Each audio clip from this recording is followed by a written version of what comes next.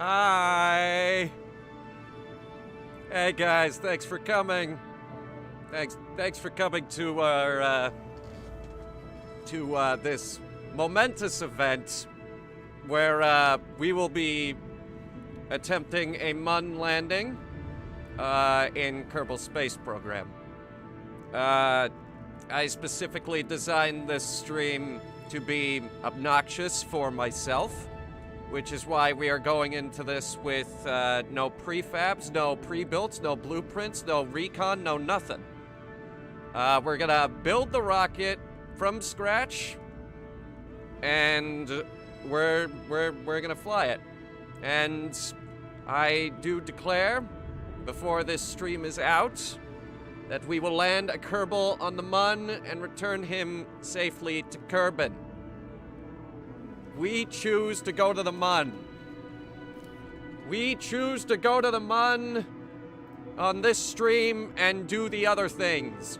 Not because they are easy, but because they are hard.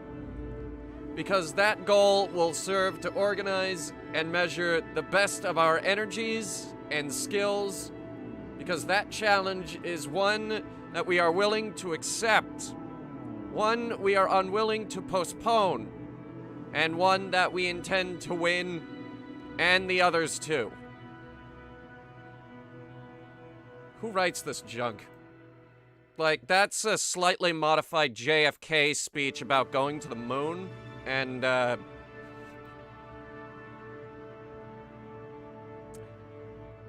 there's like 8 pages of this, actually. This is like an 8-page speech about him trying to secure the funding to go to the moon. Interesting. Well, let's head over to the game here, and let's get started.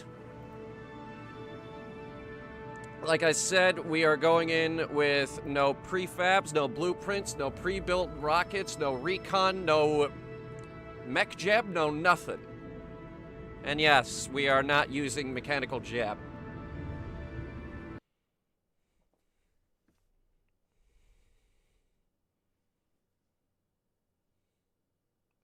All right. Let's get right on into it. Right as soon as this game loads.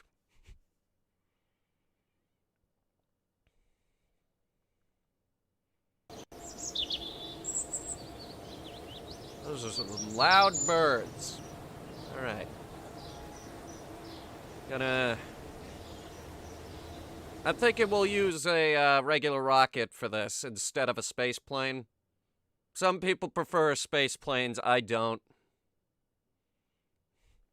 Space planes are undoubtedly harder. All right. Let's see. Did you miss the moon land? Nope, we're just getting started. Start with a Mark III command pod.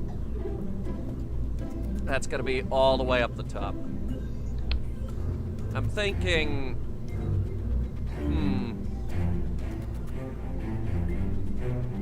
You know what?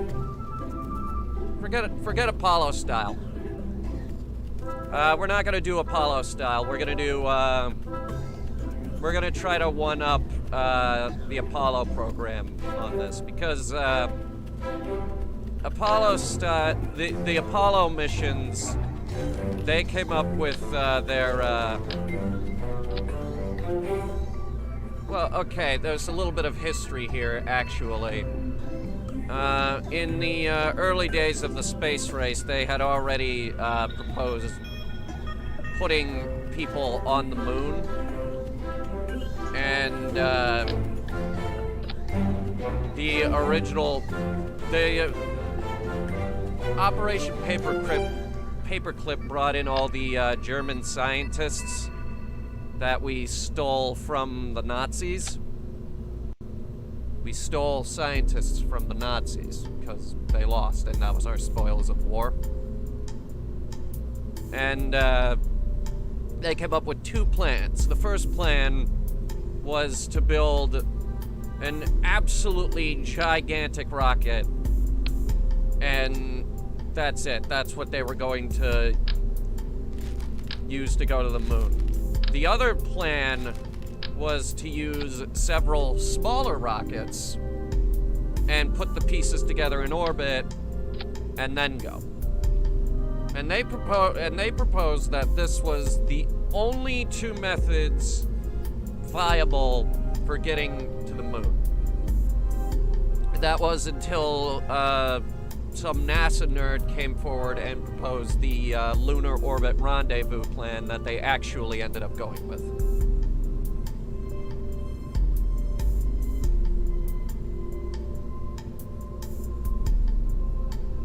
I think we're gonna want to use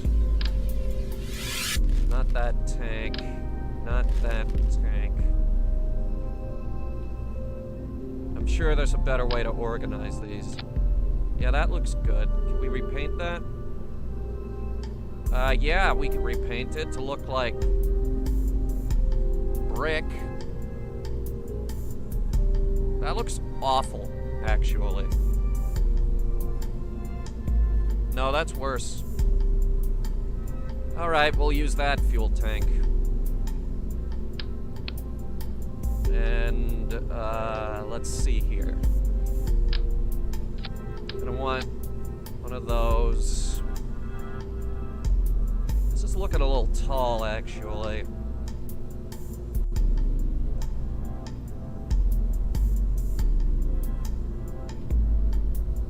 Have any other tanks that would look better than that?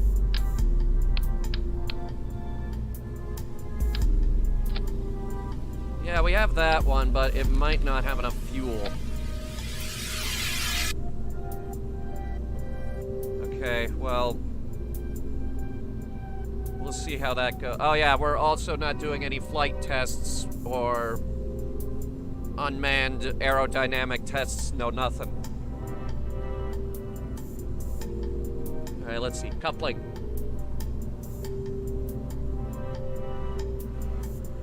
I need, like, the, it might actually be under aerodynamics. No. No, I don't see it.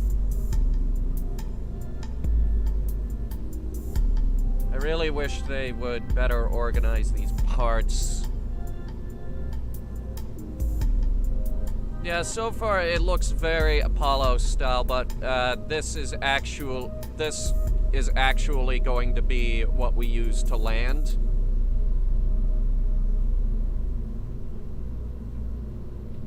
Let's try yeah, these will work. Okay. Big old structural pylons.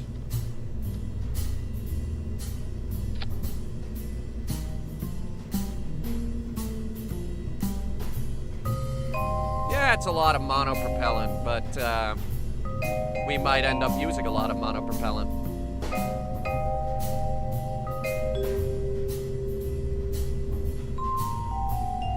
Okay, I need more fuel tanks on this.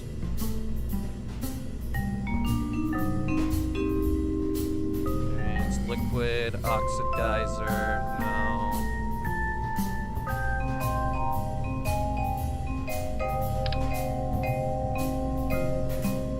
Yeah, alright. This might be good. Yeah, okay. And these only use liquid fuel. So what we're going to use for this is a set of 4 Nerve atomic rocket motors. These are really good engines, and they're very, very fuel efficient. As for the main stage, okay, what I'm thinking here is the atomic rocket motors are going to carry us down to the surface, yeah?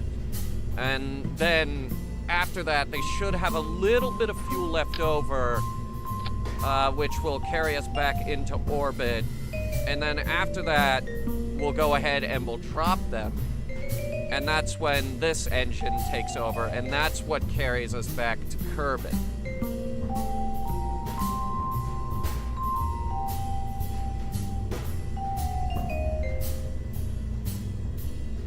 Yeah. Alright. So, it's also gonna need some doodads, or whatever they're called, legs.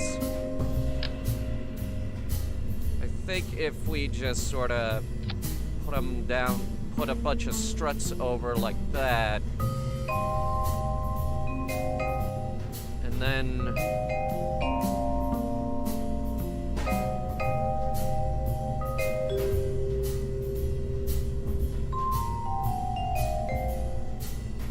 what am I doing? Oh, here we go. All right, some landing struts. Big legs. Big rocket, big legs. That is gonna make the ladder a little bit difficult.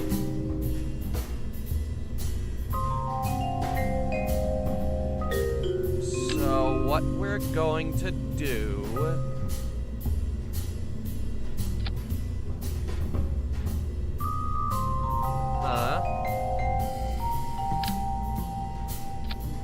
Let me just make sure that's going the right way. It's not. Now it is.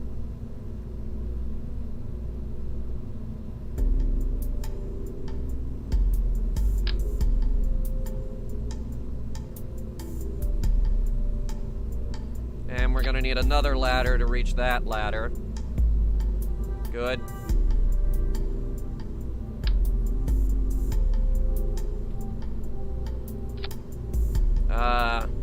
Yet another ladder in order to reach that ladder. Yep. Add another ladder. Add another ladder.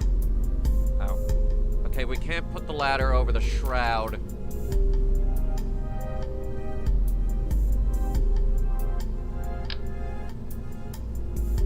It'll have to go on like this.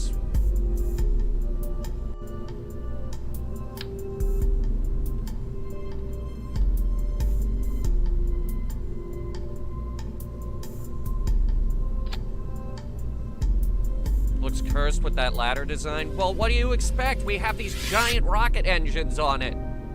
We can't actually attach the legs directly to the atomic rocket motor. So we had to put these giant struts on the legs here so that they would be able to reach down far enough. And because of that, we need a really long ladder.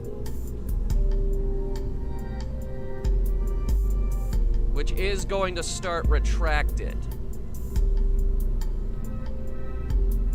Except for that one tiny bit right there, which I can't do anything with. No part clipping? I have no idea. Let me do something about the flag there.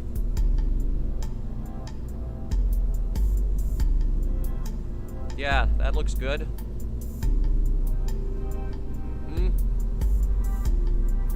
Just push the nerves up. Well, if we push the nerves up, I like these wings. I like the wings.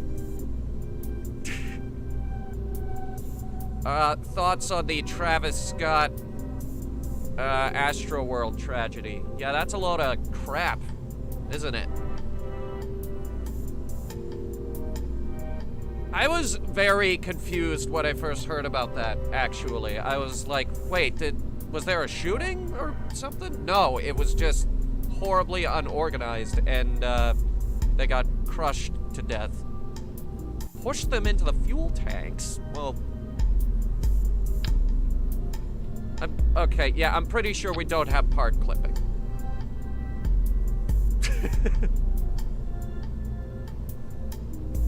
Sorry, yeah. Okay, so let's go ahead and finish off the sort of aerodynamics of the top here. Yeah, that looks good. Alright. She has aerodynamics. Now we actually need something that can get this thing to Mun orbit.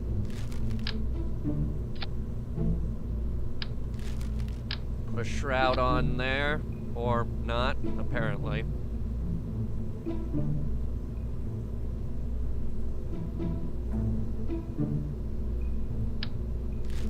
Fascinating.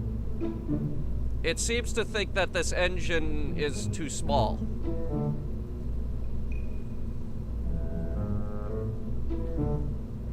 Is there a larger one? Yes, but this one would only give us about 147 delta V. Which is not enough? Oh, wow. They redid the mainsail. Look at that. I didn't know they redesigned the mainsail engine. I don't like it.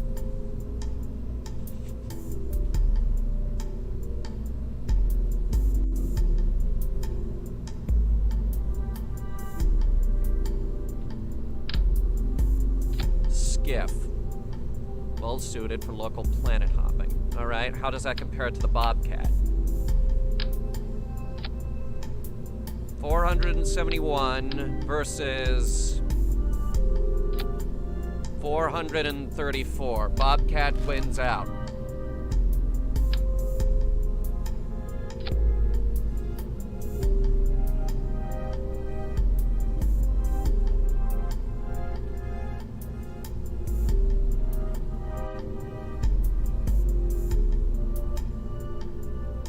Unless we want to try the cheetah. Alright, so it's 471 versus 249. Bobcat wins again.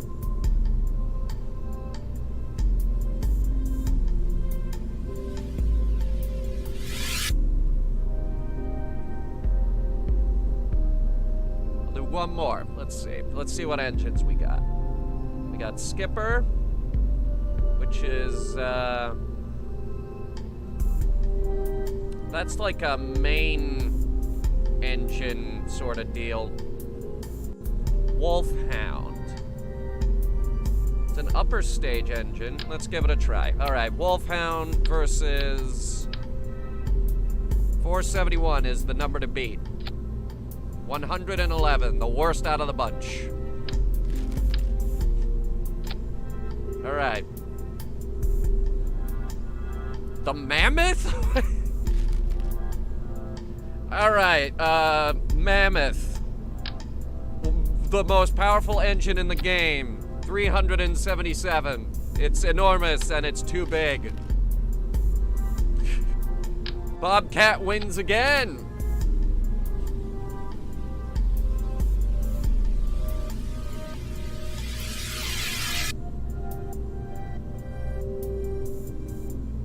So it looks like we will be using Bobcat. Alright, let's get on the actual rocket now.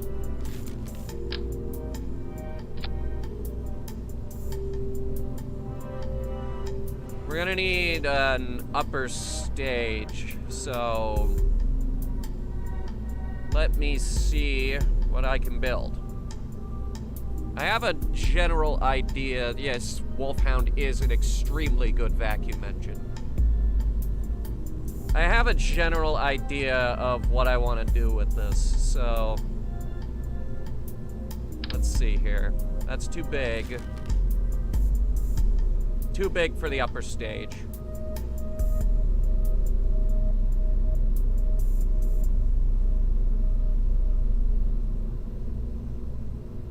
Aha, here we go. Alright, and I'll tell you what I'm gonna do, actually. I'm gonna go ahead and I'm going to attach a probe core to that. so that we can actually control it. Kinda.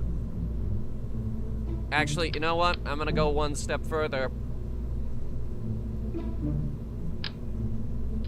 Giant reaction wheel. Okay, now upper stage fuel tank. We're gonna go with an S3 14400. Make it the black and white variant. And I think that's enough fuel for an upper stage, don't you guys think so? Yeah. Let's prop an engine on that. Rhino, biggest engine in the game. At least I think this is the biggest engine. I don't know, the Mammoth is pretty big.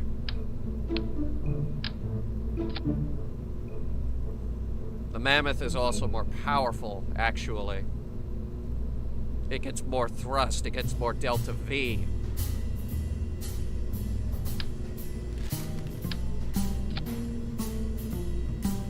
Rhino definitely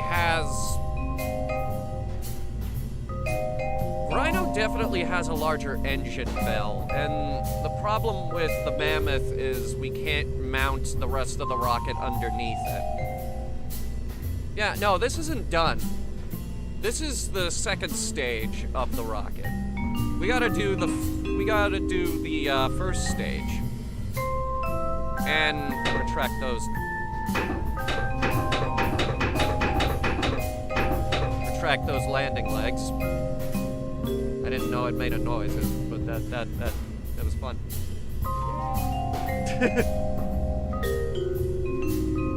Okay, so that's our upper stage, so let's get another separator. Need a big separator this time. And now we start mounting the big stuff.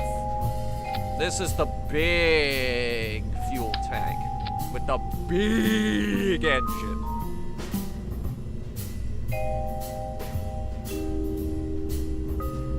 Alright, so I'm thinking for this cluster of 5 Mastodon engines. Go ahead and get rid of the shroud on that.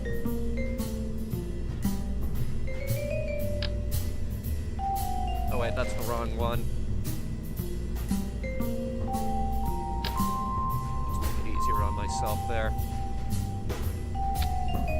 Alright, that's big engines.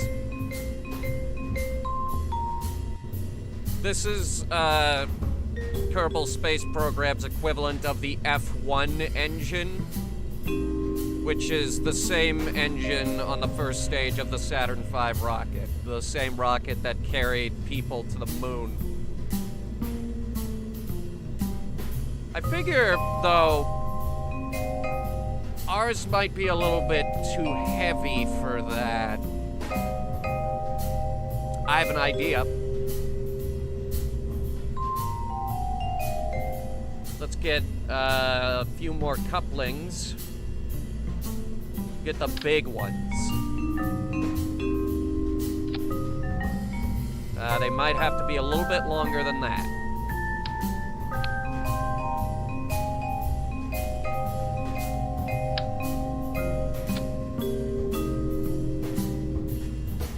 Yeah, okay, that might be good.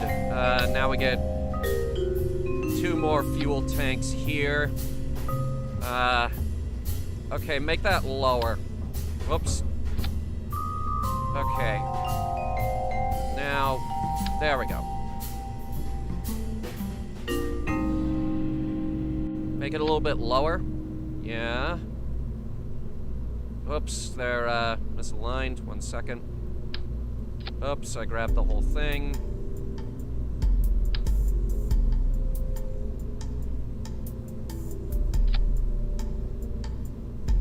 Yeah, alright. And then more of that. More of this. And we'll put a nose cone on top of that. Actually, that's more fuel. But we will put a nose cone on top of that. And then, given that this is our insane first stage, 10 more Mastodon engines.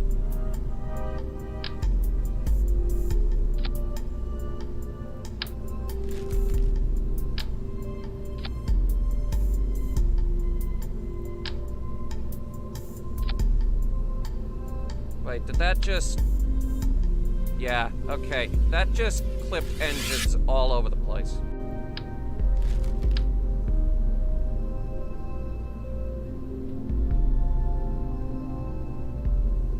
Alright, we're gonna have to install them one at a time.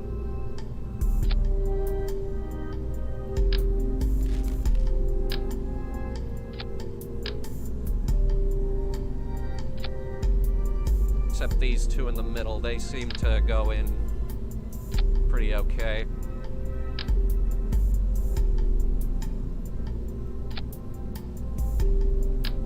The last thing we need is to get this thing to the pad, and then it'll be like, oh no, there's actually 2 rocket motors right there, so the whole thing is misaligned, and now it's gonna spin out of control and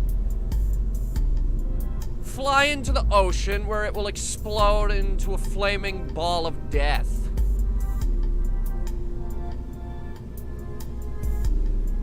Alright, we'll get some nose cones on there. Preferably bigger nose cones than that. Yep, there we go. And... Alright, aerodynamics. Nose cones! And I'll tell you what I'm gonna do, actually. I'm gonna make this less stressful on myself. We're gonna put some Separatron engines on the side here.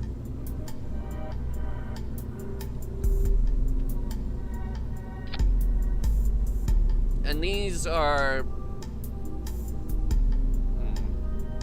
maybe some more, actually. Like, one there. And... one there. That's doing it... yeah, okay, that's doing it on the other side, too. Well, one there. I'm eyeballing this, so it's not ideal. And one there. And those tiny things are going to actually, like, push the rocket boosters away when the side boosters run out of fuel. And to make sure they run out of fuel, we're gonna put these external fuel ducts in.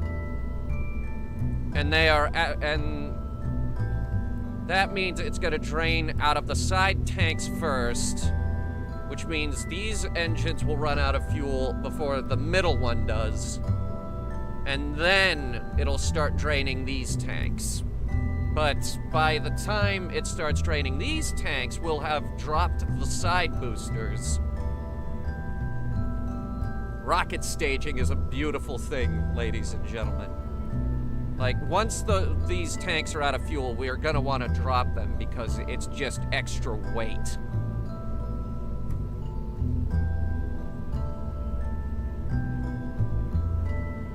What we've essentially built here is something that looks like the Falcon Heavy that SpaceX operates.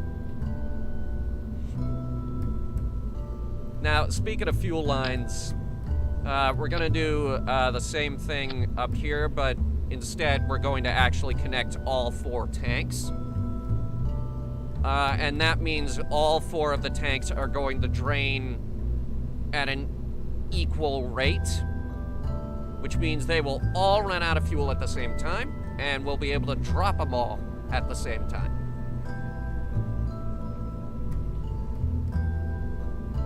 This is gonna be a good mission.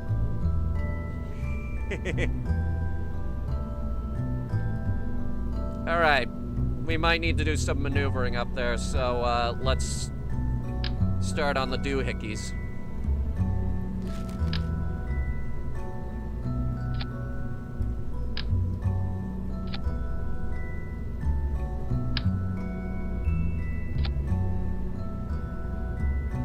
These are the doohickeys. Actually, I think...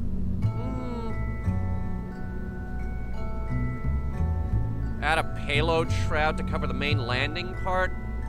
I mean, I could, but it would be enormous. And awful looking. I think this is aerodynamic enough.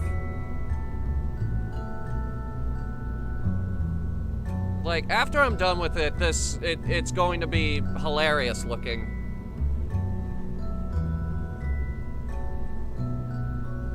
Alright. So what were we doing? Doohickeys, yes. We'll get some smaller ones on each of the boosters here.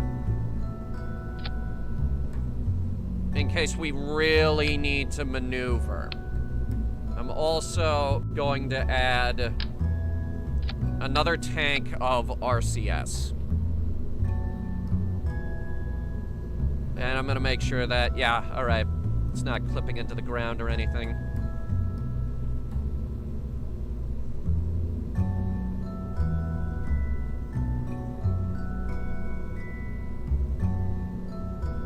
Okay, so the first thing we gotta do is figure out this staging. So these are the tiny rocket motors that I attached, and we need them to fire right as the boosters separate, which is this bit right here. So the boosters will separate, and then the little motors here will fire and actually push the boosters away from the rocket.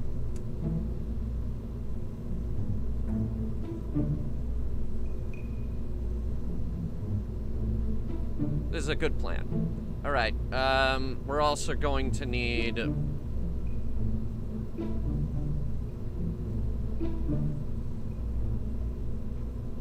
Here they are. Launch stability enhancers. Launch stability enhancers are just for holding the rocket in place while we wait to launch it. And we can actually stack these up.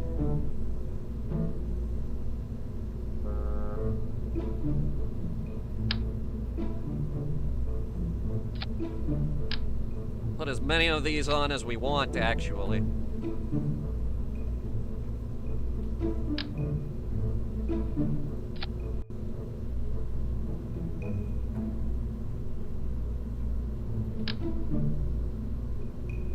One more right there. All right, that's a lot. And I'll tell you what I like to do. I like to put them all, like, right here, and then raise them up like that, so that way... Oh, wait. These are some of our main engines. They have to fire along with every other engine.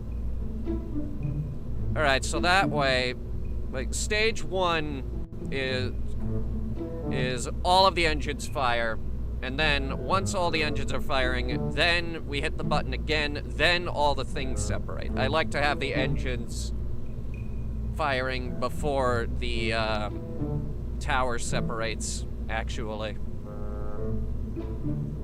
It's only for half a second, but it should be fine. So that first stage will get us about 1,958 meters per second of thrust. And then after we drop it, another 2,528 meters per second of thrust. And then the third stage is another 1,500. I think I accidentally made an extremely good rocket.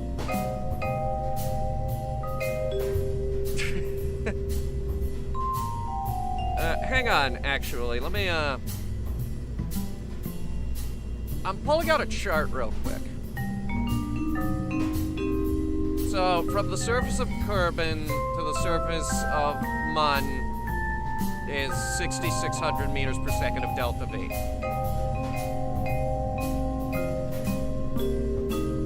Okay, okay.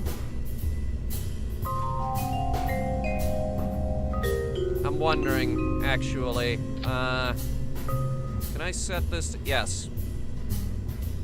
Okay, so in a vacuum, those atomic rocket motors are actually giving us way more.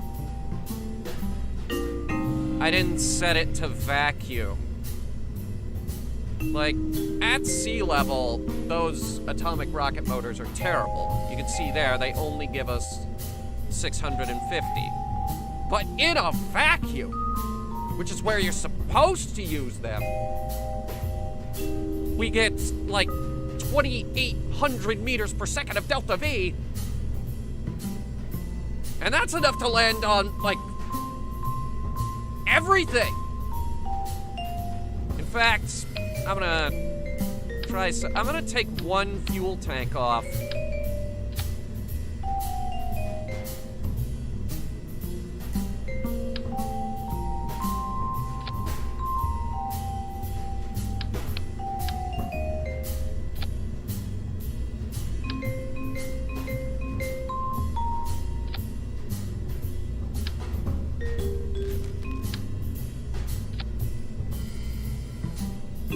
This is the design now. We get 1,500 meters per second delta V with one fuel tank. Basically double that with the other one. We're gonna keep it like this.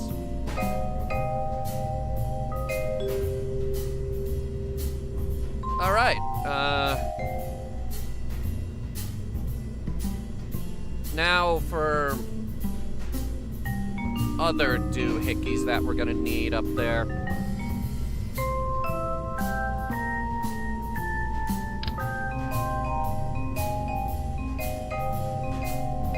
I'm thinking some solar panels. We have enough delta V thrust that we can do whatever we want, actually. So we'll start off with a pair of solar panels. Those will extend and that'll give us more power than we will ever need.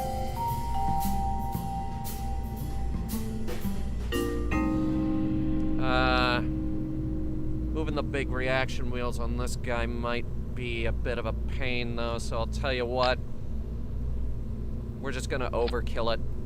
We're gonna get the big boys. I have reason to believe that this particular stage will be able to carry us very, very far. Because in vacuum,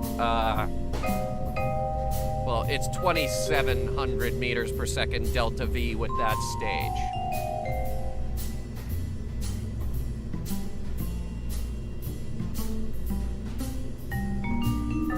Context, that is yikes. That is a lot of power for something like this.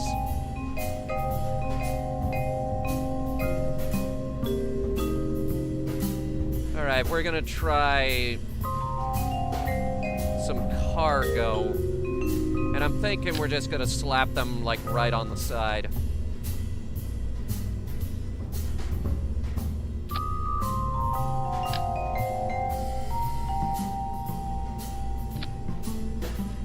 Because we absolutely can. Those are gonna be up pretty high though. They're gonna need a ladder to reach those. All right, more ladders.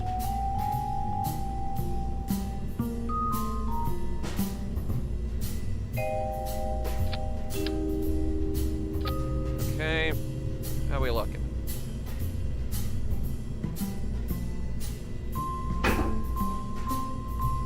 They're gonna have to jump.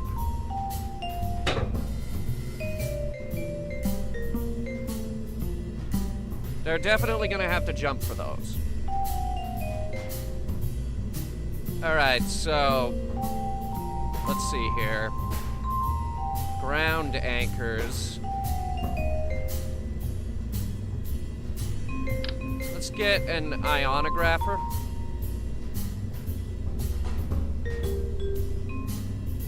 Wait, hold on. Which one am I? All right, hang on.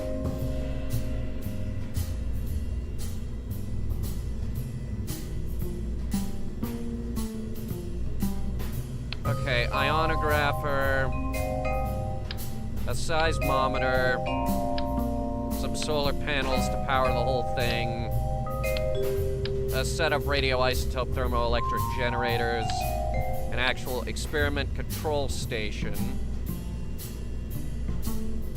a goo monitor, I guess.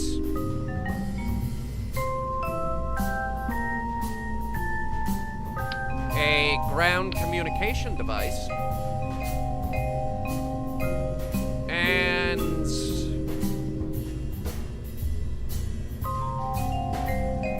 yeah, let's bring a weather analyzer to analyze the weather on the Mun.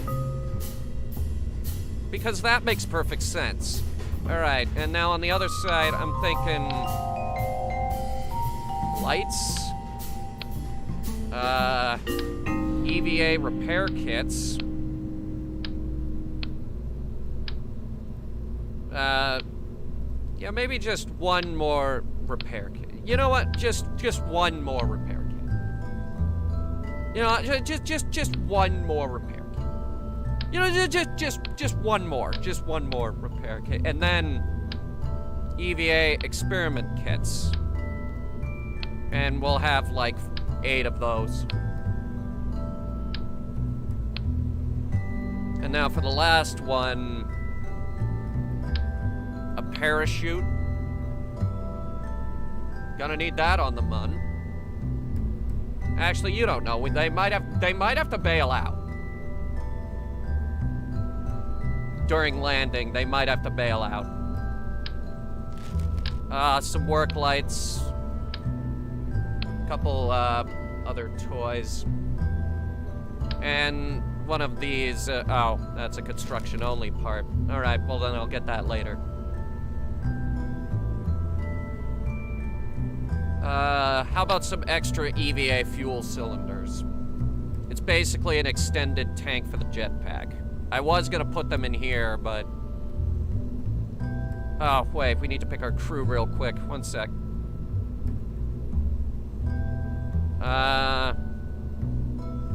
I believe I picked Ellen, Wilbury, and Dave.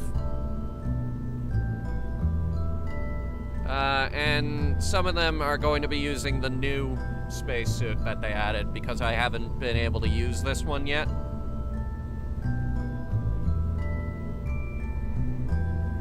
And Dave is going to be using this suit because I really like that suit.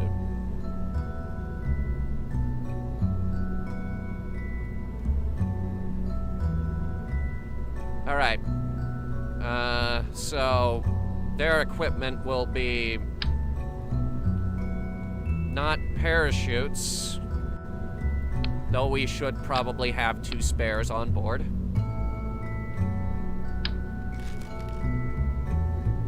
One of you will have, you know what, Wilbury, which one was our engineer? Wilbury will have the extended tanks. We're gonna, okay, you know what, 2 parachutes on board. Let's just get 2 more repair kits.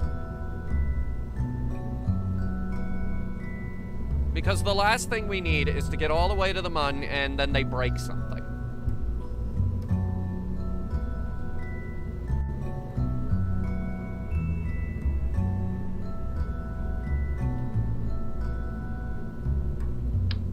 More lights. I have no idea how dark it's gonna be.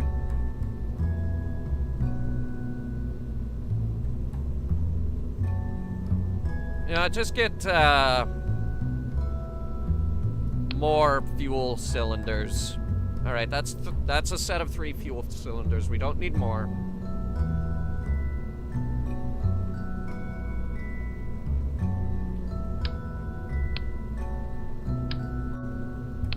We'll get 2 more science kits. Alright. That's the equipment.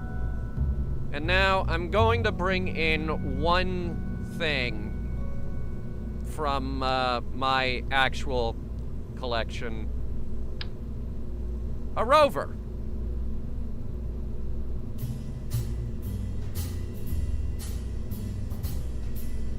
is calling it the Mun an inside joke. No, that's actually what it's called in this game.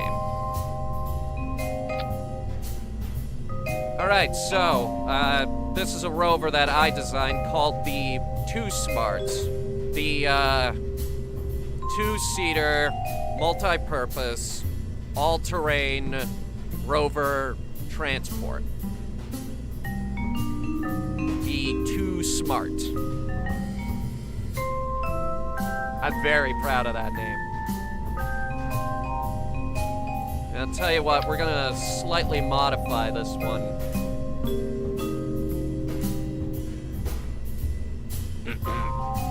We're gonna give it a large scanning arm.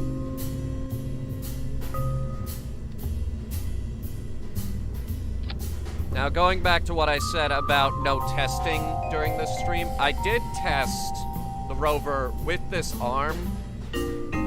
It destroys the battery, but it works. Where's the 4 Smart? Has not been invented. You can get the 2 Smart off of the Steam Workshop, by the way. I did put the 2 Smart up on the workshop for people to download because it is a good car. Gotta make sure it stays on. Alright, I'm a bit worried about that fuel line, so I'm gonna reposition the 4 fuel lines to be a little bit more inside so that the car isn't clipping through the fuel line. Oops. Now they're clipping through the boxes. No problem, just make it a little bit higher.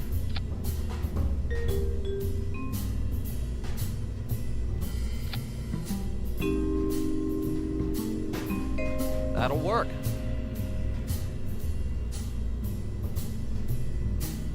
I've specifically designed the 2 Smart to be so idiot-proof that it can be haphazardly slapped onto the side of a rocket like this.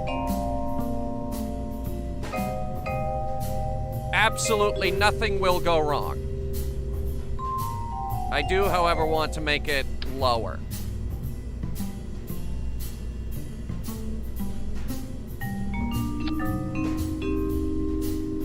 Alright, it kind of has to hang on for dear life, but should be fine.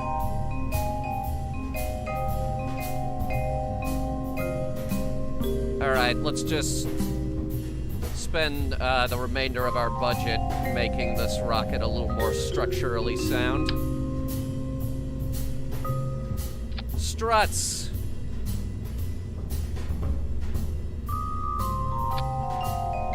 And that'll hold the lander together. And we'll get another set of struts here, which will hold our 4 fuel tanks together.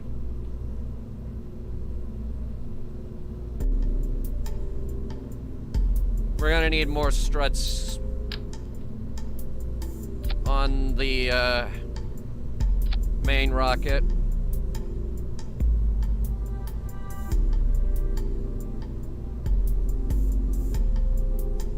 What the? Alright, you know what? Do this. You have 4 sides and then... Or don't. Fine. Get 2 sides and then connect it like that. There we go. Okay. That will hold. And we'll do the same thing down here just to make sure that holds together.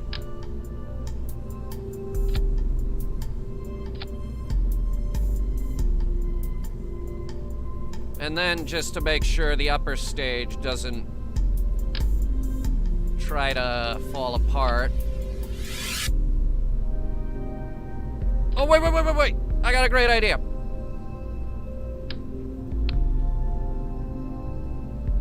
Just to give us a little bit more control on our way up. Yeah, that's a great idea!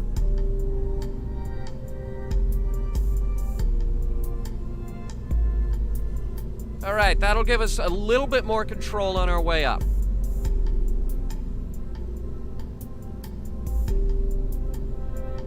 Alright, we just have a few more doohickeys to put on this thing. I'm thinking some lights, actually. You know, just so our Kerbalies can see what they're doing. Some big old spotlights. Oh, we can make those white. I'm gonna make them black.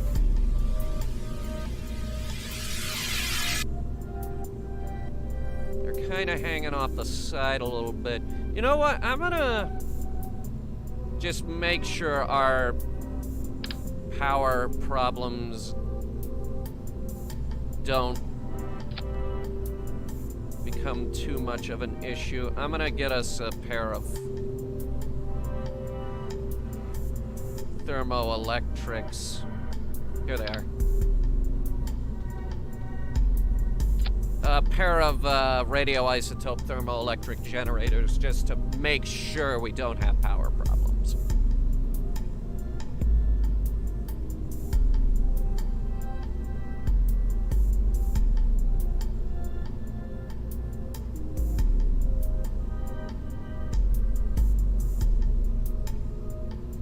It looks good. We've built a really good looking rocket.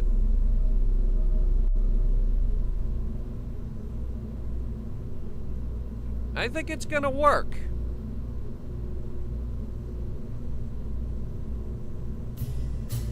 Let's make sure our staging is correct. Okay, so we got this one. Okay, so we got stage one, all the engines fire, then the tower separates, then those guys detach, and then we got this engine. We're gonna put those two together. So the moment we separate the upper stage, the next engine is ready to fire. And then we're gonna go ahead and pair these two together as well. This actually goes down here. We're gonna wanna go ahead and separate these two stages here.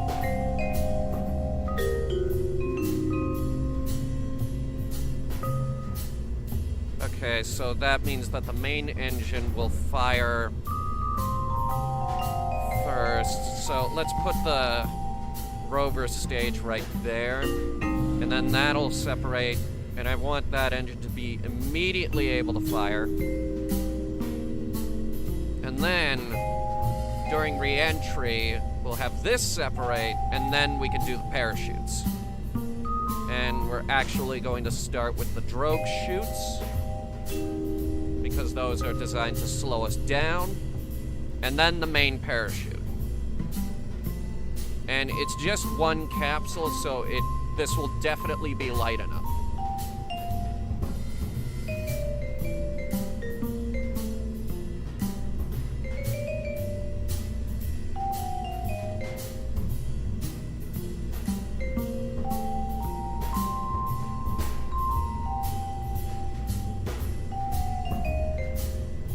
I don't know how well it's gonna hold itself together until we turn the physics on. And that won't happen until we're on the pad. Okay. We're gonna give it a name. This one is going to be called the Vtube 1. Because we're going to be the first Vtuber on the Mun. And I did check, no one else has done this.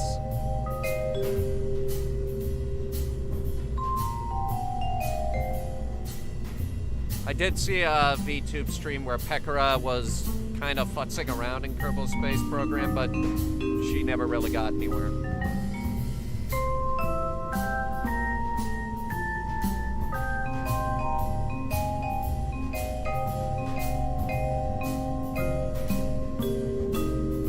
Sorry, I'm just kind of looking at it.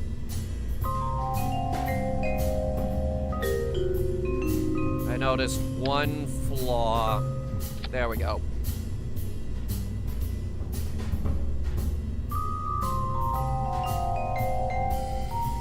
Oh wait, there's one more flaw. We need to be able to communicate back with Kerbal, so we're gonna hang a giant dish on the side here. And that will be able to extend.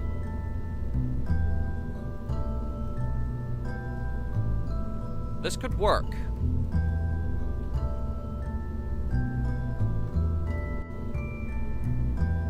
I think it will work.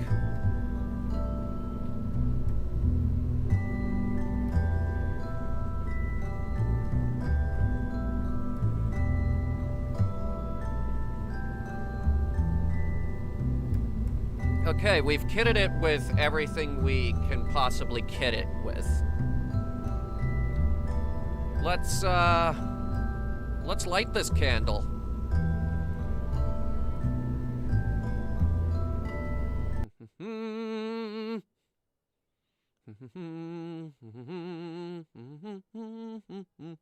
That is such a good song. It just goes da-da-da, da-da-da, da-da. Oh, I gotta hear it. I gotta hear it. You know, that's gonna be our launch anthem. That's gonna be the music we use to launch this thing.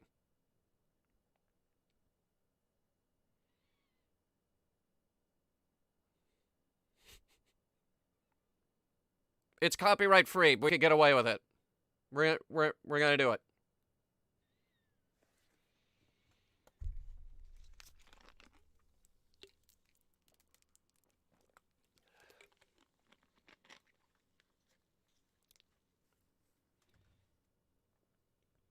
It's taking a while to load it. Can you blame it? It's a big rocket.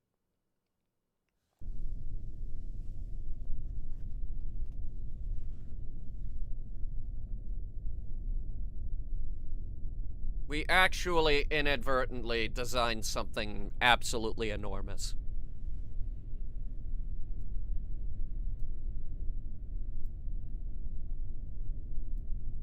Well, it seems stable enough.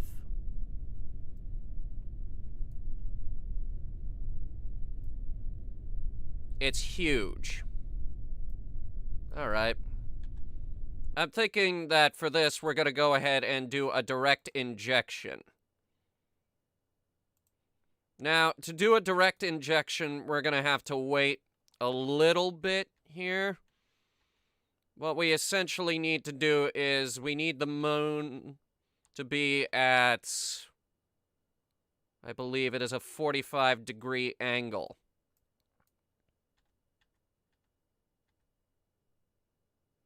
Da-da-dum, da-da-dum, ba-da-dum, da-da-dum, da-da-dum, ba-da-dum, da-da-da-da. Ah, that's such a good song. All right, this way. More or less. We want this to be perfect. We're representing the entire VTube community doing this. No pressure. All right, with that, that's about a 45-degree angle, I think.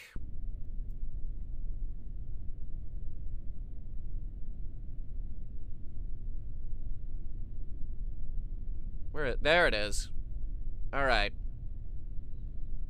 So the plan here is basically we're just going to go straight up. It's a pretty rudimentary way of getting there, but it works.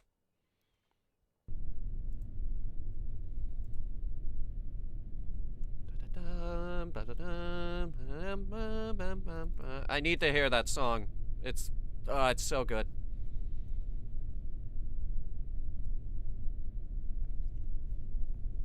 Okay. Just making sure. All right, let's do one final check. So it's every engine fires immediately, and we're gonna do that at full throttle. And then this will separate, run through their fuel, and then separate these, and then the upper stage. Alright, that's pretty much all we have to worry about for this first part. This is the most dramatic part of the launch, except for maybe the landing, which will definitely be more dramatic. Okay.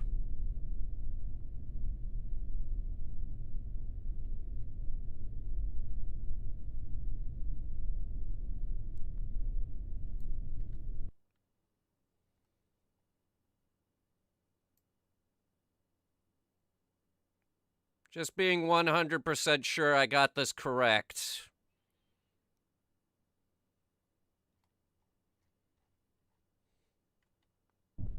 Yeah. We are in the launch window. So, let's go ahead and, do a countdown. Here, let me see. I think I have like a widget that I can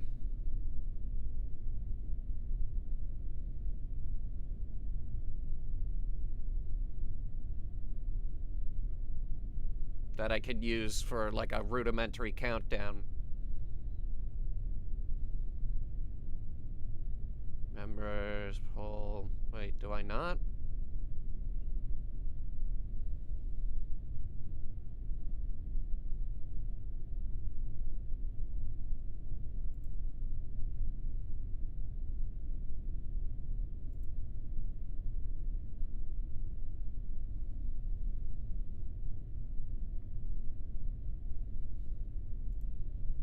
Okay, I guess, chat is gonna try to do a countdown here. Sure, 10, 9, 8, 7, 6, 5, 4, 3, 2, 1.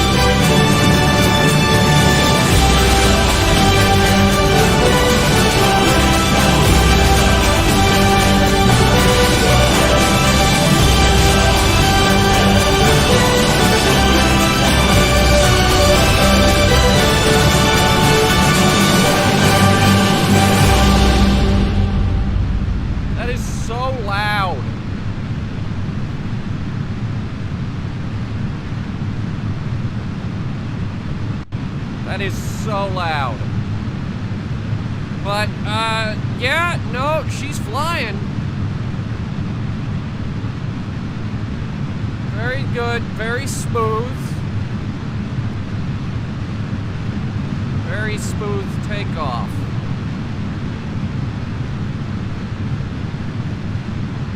Alright, we'll get another 1,300 meters per second out of, those side boosters, and then those will separate. After that, it'll be the central booster that will carry us the rest of the way.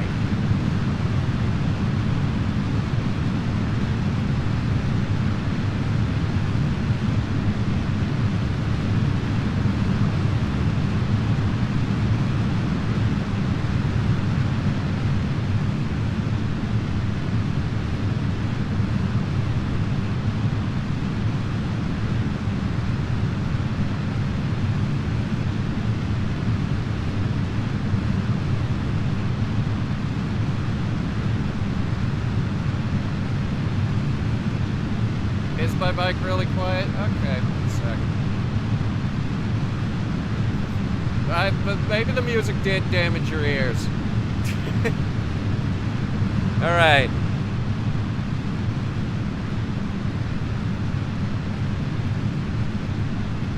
So, we're only going to get another 905 meters per second delta V out of those side boosters. Yeah, no, she's really flying.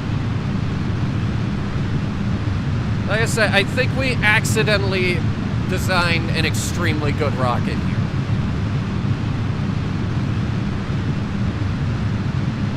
Was it that loud? Was it actually that loud?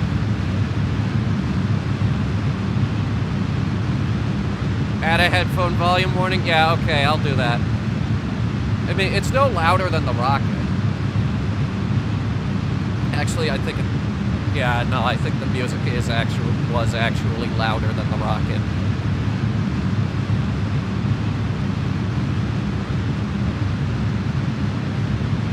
Rockets are loud. Like, do you have any idea how loud rockets are? If you stood next to a space shuttle launch, you wouldn't go deaf. It would kill you. Like, it would actually kill you if you stood next to a space shuttle as it was launching. Like, even it, I'm not talking about the smoke and the fire and the rocket motors. No, the sound alone would kill you. Alright, hang on, we're coming up on staging and we gotta make sure this goes right.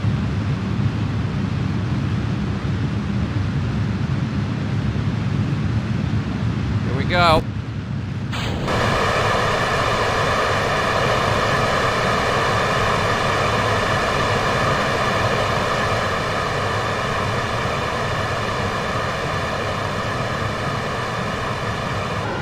That was beautiful!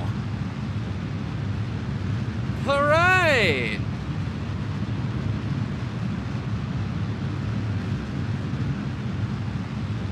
That was awesome! Okay. We have an apogee of 131,000 meters. Yeah, this is flying. Tribal Typhoon, Blue Origin doesn't launch big rockets. Blue Origin sucks.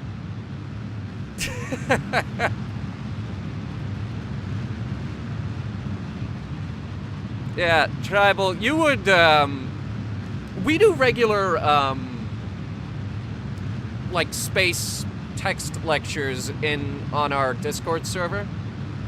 And a really big topic lately has been the space race and Jeff Bezos. The space music just kicked in. Because Jeff Bezos has been making a name for himself in the space industry. Not a good name, but a name.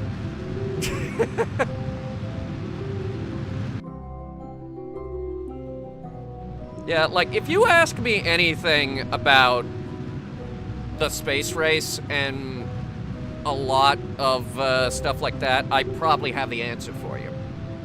Like, did you know that the Russians had a space laser? They immediately crashed it.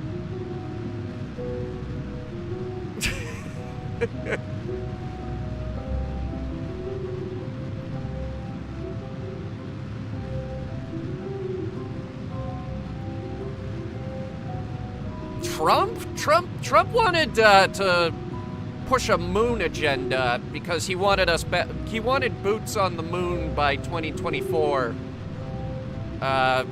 because he wanted the glory. As far as I know, they're still trying to move forward with that program, but it's very, very different from the original proposition. It's also probably not going to happen until later than 2024.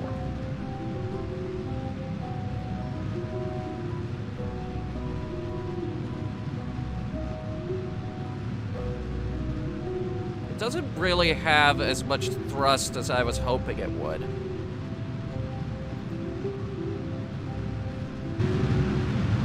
We are clear of the atmospheric effects, though. So that's good.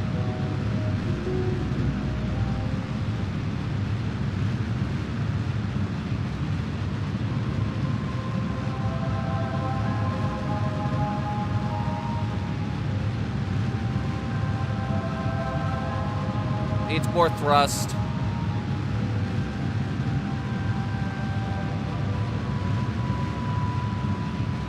He wanted it done in 2022, and they pushed it to 2024 recently. I don't know how correct that is.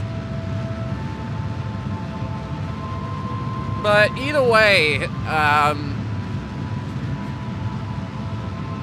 it wasn't going to get done under his administration, because as you all know, he lost. So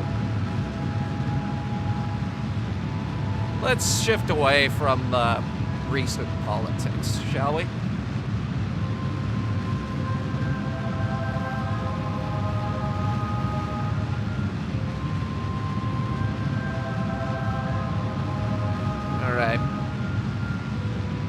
I realize that apogee is raising very slowly, but sooner or later, this should actually jump. How would I feel things would change with a base on the moon? It's interesting, actually. I recently watched that show, For All Mankind, which is sort of an alternate history timeline where the Russians beat America to the moon, and that kind of kicks the space race into overdrive. Now, when it starts out, it's a lot of sort of feminist, female empowerment type stuff, but you get used to it. It doesn't really affect too much of the goings-on in that show. And once you get past all that, they actually start doing some pretty cool stuff. Like, Americans established the first moon base and call it Jamestown.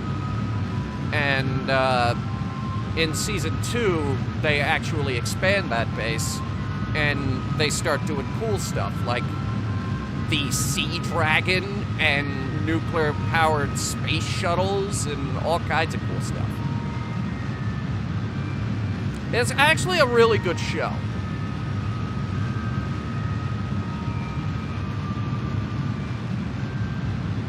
Alright, we're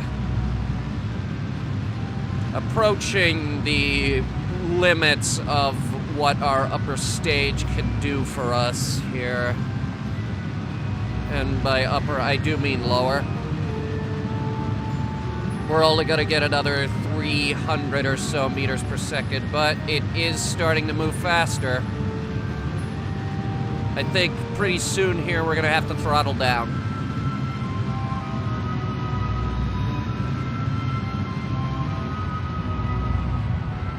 Alright. Bring us down to about half throttle.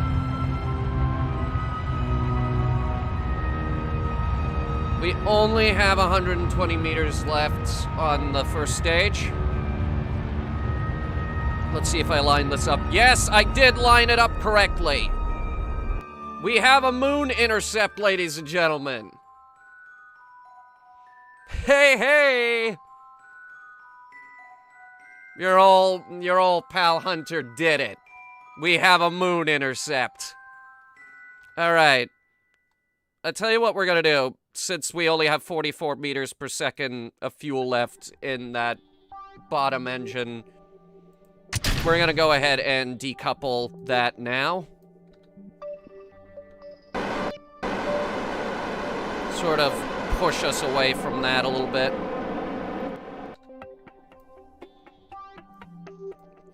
We're also going to get some power flowing through the ship. Maybe turn, that's a lot of stuff. Okay, there we go. Gonna turn the lights on in the cabin. The Mercury program? Ah, that was,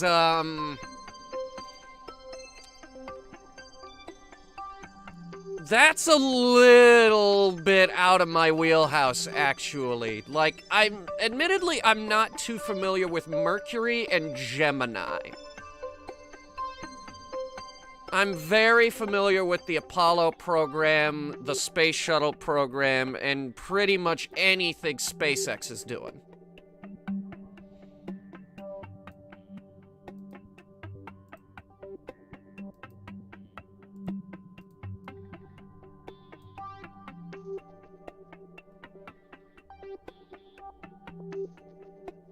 The Mercury program, that was an early one, actually. I can tell you some interesting and fun facts about it, though. Like how, the first ones actually had an ejector seat that would have killed the pilot if they ever actually had to use it. I'm serious! Early spaceflight was ridiculous. Nobody knew what they were doing. So many rockets exploded back then.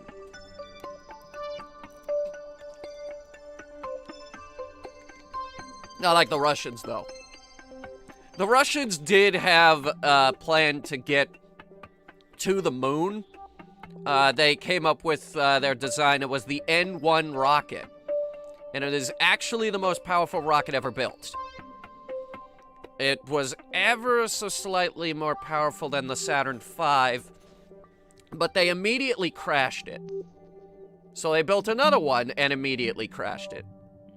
Then they built another one and immediately crashed that one too.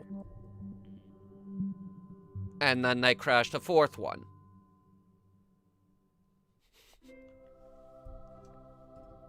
I'm not just making fun of Russia, by the way. That actually happened. They immediately crashed all four of those very, very expensive rockets.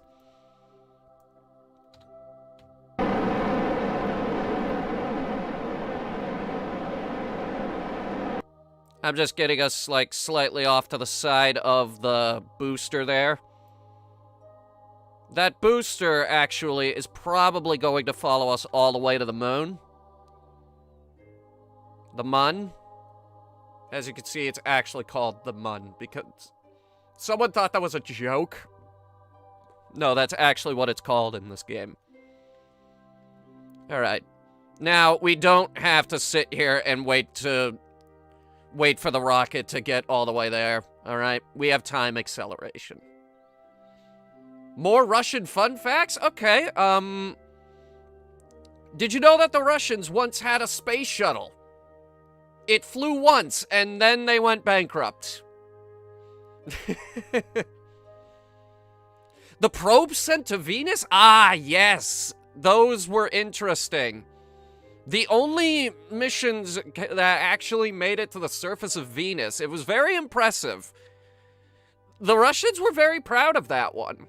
And honestly, it was very, very impressive that they were able to do that. Why anyone would ever want to go to Venus, though, is beyond me. Very oppressive atmosphere that can melt lead. Ah, it's a crazy planet.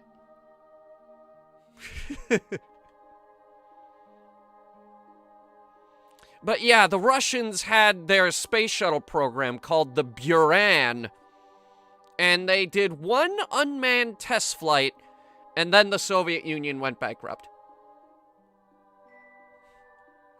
And they had to cancel a lot of stuff after that. And their space shuttle program was one of them. Alright, let's see where that tank ended up. 14 kilometers that way. Good. We need to aim this thing retrograde so that we can slow ourselves down. Let's go ahead and boot up the new engine. Yeah, alright. Our electric charge is doing okay. I think now's a good time to, open up that antenna.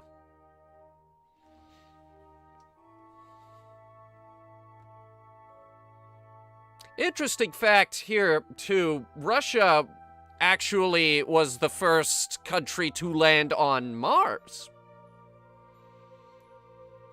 They had some probes that kind of soft landed on Mars, and one of them had sort of a rover. It was more of a crawler, actually. It didn't have wheels. It was kind of like it kind of like dragged itself along the surface. But it didn't work because it only functioned for about a minute and a half, and then it broke. All right, let me see where we're at here. We're about at periaps. We can fire now.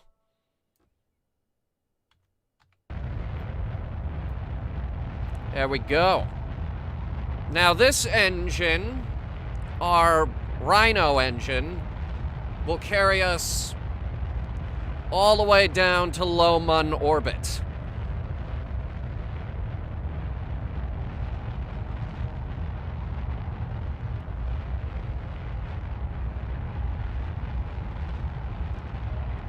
And this also means we have officially gone off course from our first stage. So that's good.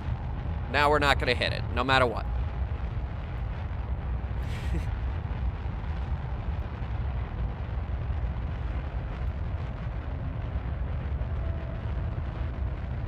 Curiosity lasted okay, that wasn't Curiosity. It was, Opportunity is the rover you're thinking of.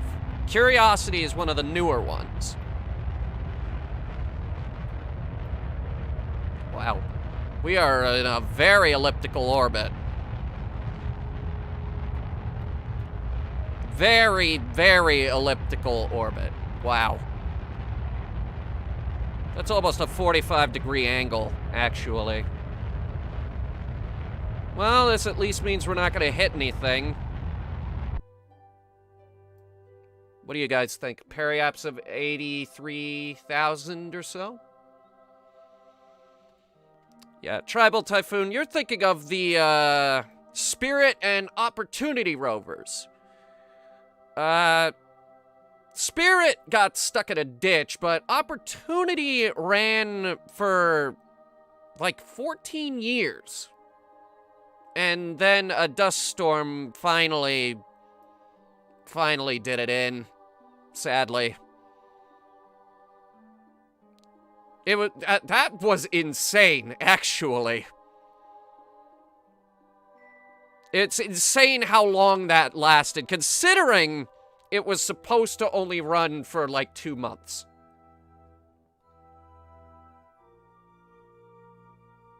Absolutely crazy. All right. Now we have to spin it around again.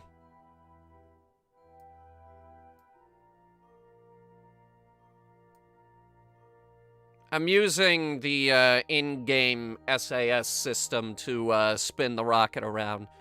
That's why we attached these giant reaction wheels onto it. It's having a little bit of trouble given the giant fuel tank, but otherwise, she's doing pretty okay.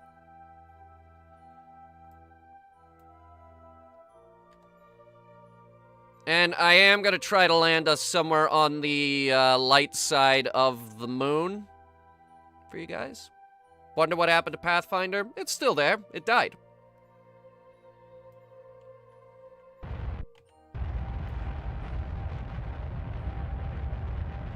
Pathfinder was only supposed to run for, I think a week or two, and then it died. There have actually been a couple instances of equipment that was supposed to last for not very long, and then it ended up functioning forever. There was one of the Viking landers on Mars that was supposed to last for a couple of months. No, I think it was actually a few weeks, and it ended up lasting a few years. Not well. I think by the end it could only send a couple beeps and boops, but it worked. Or then there was an asteroid probe where they wanted to,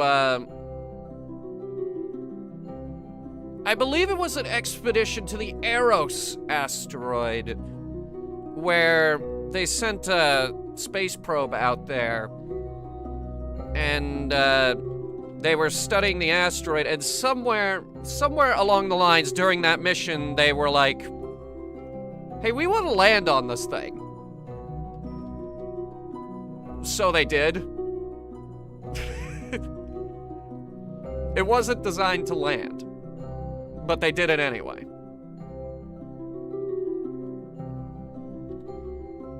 And it worked, actually. It worked for a little bit, and then it finally died.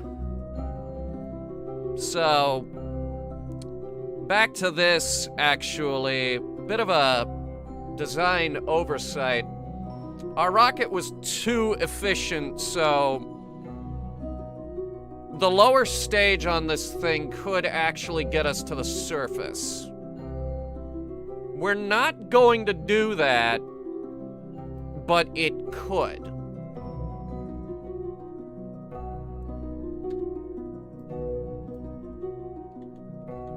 It absolutely could do that. All right, let's do one more orbit. We're gonna land somewhere around here, probably. Too efficient is a bad thing? No, too efficient is a good thing. I do, however, now have a giant rocket motor that I can't do anything with but throw at the mun. All right. Everybody prepare for deorbit. Deorbit and landing burn is coming up.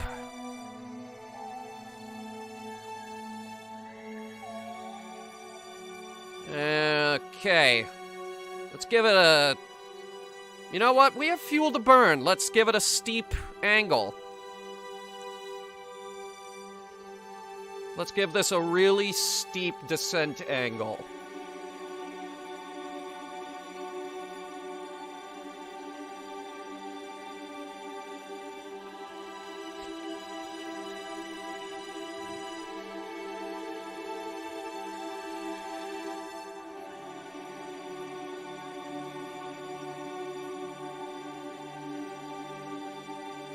It'll just have fuel when it crash lands. Yeah. We built a really good rocket today, so it's no big deal. All right, let's go!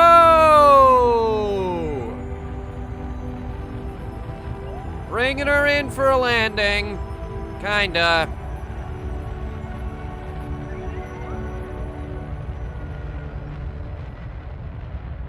Somewhere around here. So we're gonna cut the engine now.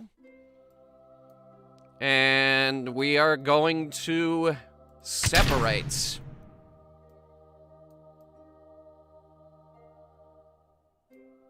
Go ahead and RCS away from that a little bit. Actually, you know what we can do? Just go ahead and burn some of our fuel. There we go. All right, what I'm actually gonna do real quick is I'm going to disable this, and this, and this, and that last thruster right there. Yes, I am very excited for Kerbal Space Program 2. Let's go ahead and extend our legs. Go ahead and stretch your legs out. Let's have a look at our descent profile here. Yeah, that looks good. Far enough away from the upper stage that we're not going to hit it. We no longer need to worry about that.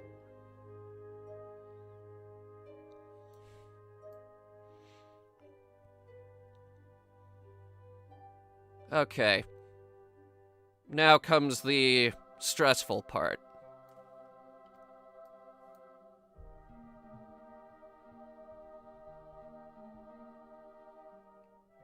I'm doing a quick save, but, if we screw this up, I might not reload it.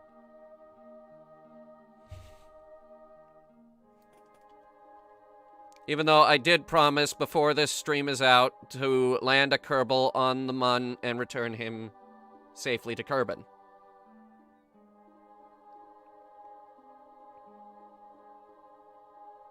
Alright.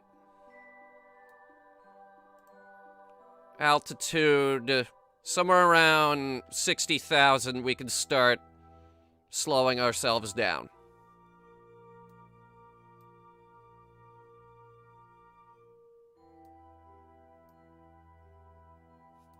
Actually, you know what? Might want to be a lot lower than that.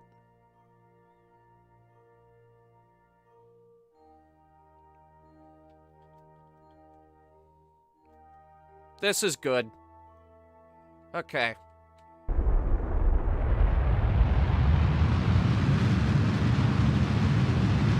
Let's just bring ourselves down to about maybe 200.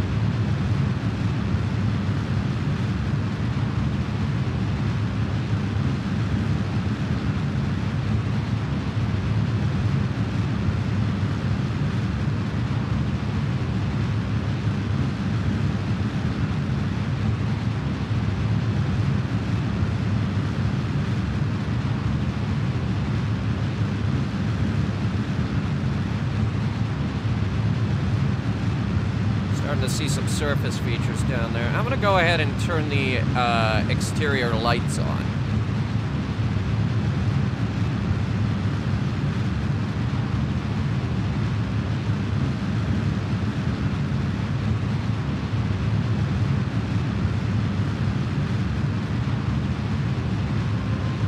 Alright. This is the moment we've been waiting for. This is the moment that we represent the entire VTube community. Today, we will have VTubers on the Mun.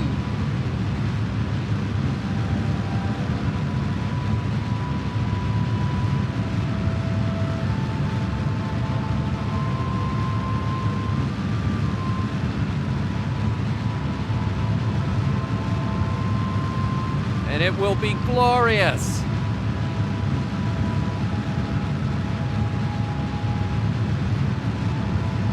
I did kind of hope that we would get more power out of these engines, actually.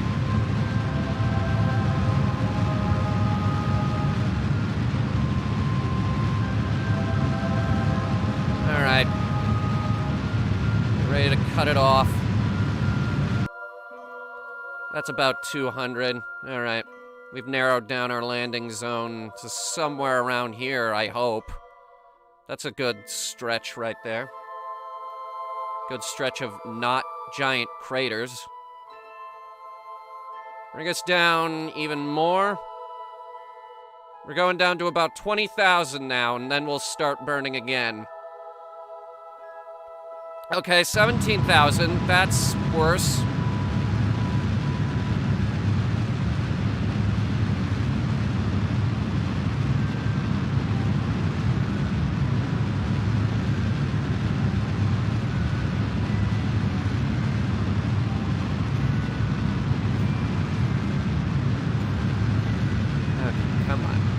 I know I can do this.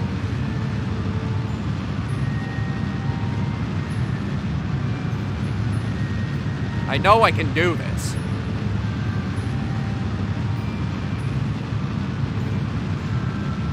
We are at about 13,000 meters.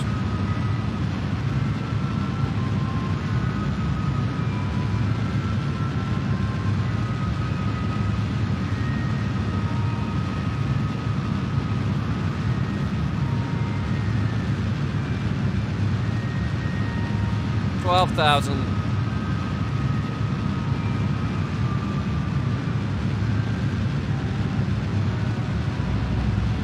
This would be a lot easier if we cut our forward momentum, but this is a much more efficient way of doing this.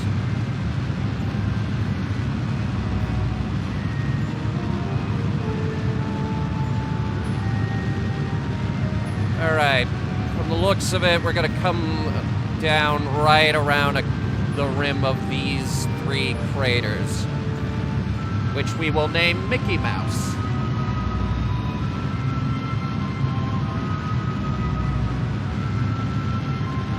Alright, 10K.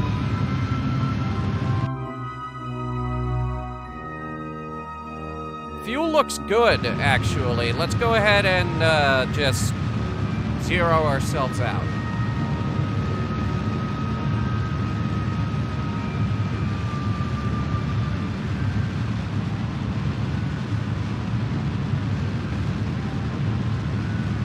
Almost.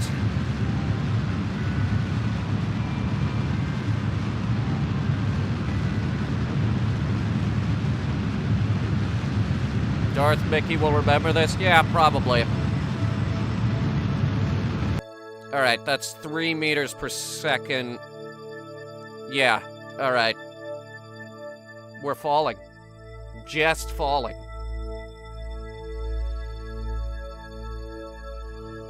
Now, the stressful part is making sure we don't hit the ground too fast. We want to come down somewhere below 12 meters per second if we want a decent landing. If we want a perfect landing, we want to be below 6.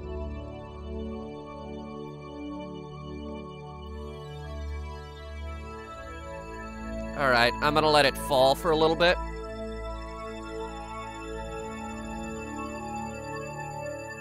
Time warp times 10. All right, that's coming up pretty fast here.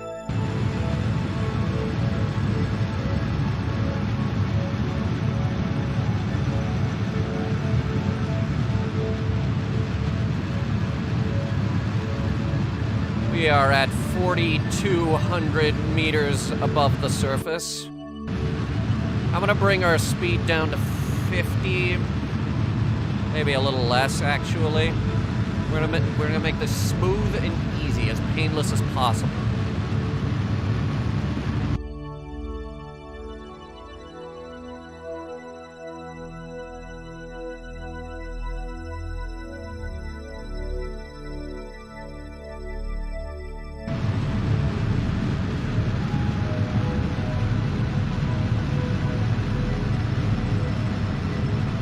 She's kind of wobbly, isn't she?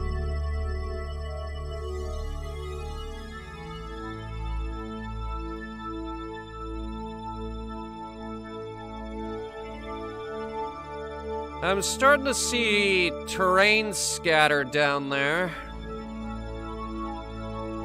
Various rocks are starting to come into render distance. I think at around 1,500 meters, we're gonna attempt a suicide burn. Maybe a little bit earlier than that, actually.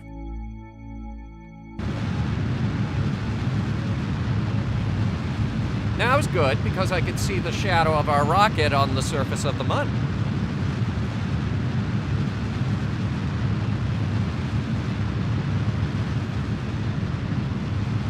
Coming down right next to this big crater.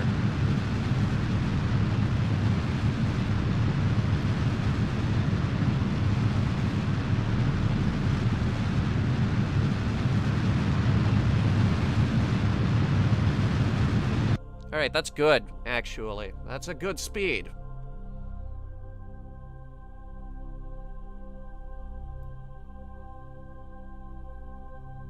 It's a very good speed.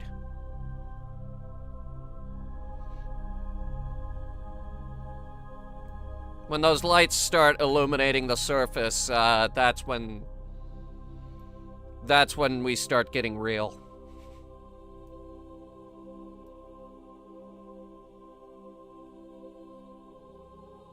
I just hope we're not coming down on like a hill.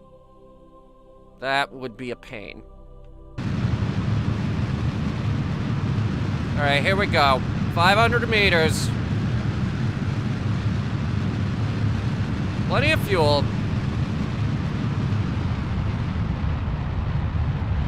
Start our throttle down.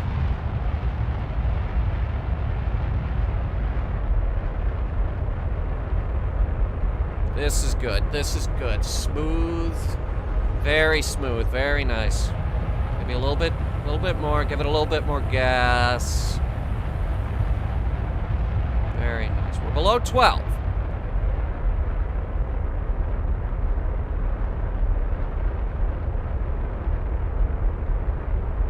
Again, we want to be below 12. If we want this to be perfect, we want it to be below 5. I don't think it's going to be below 5.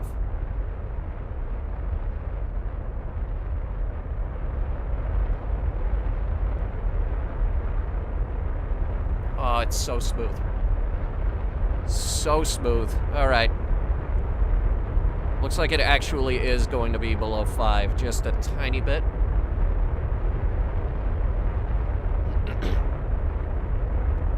Here we go. For a nice, soft, and beautiful landing on the surface of the Mun. Easy. Oh boy. Okay. Shut it down. It's gonna fall over. Okay.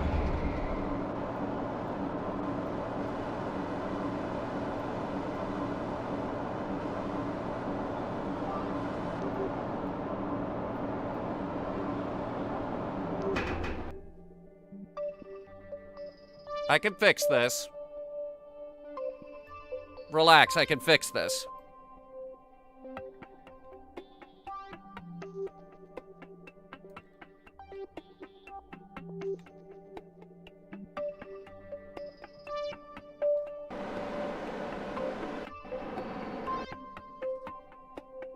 I think I can fix this.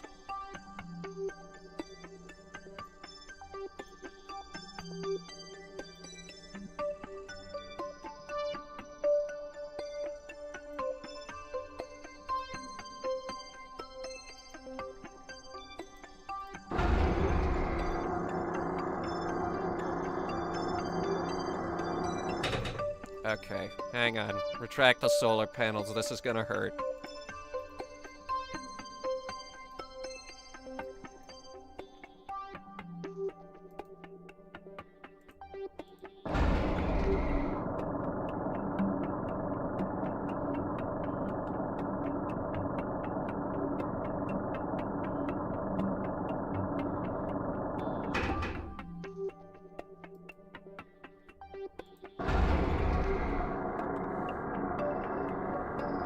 Not really much in the way that we can do. We kind of have to rely on our overpowered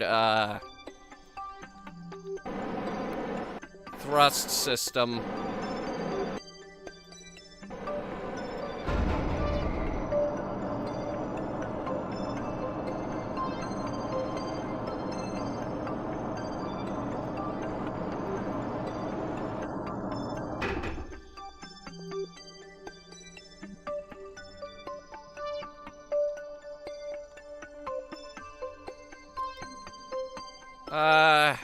Detach the car real quick.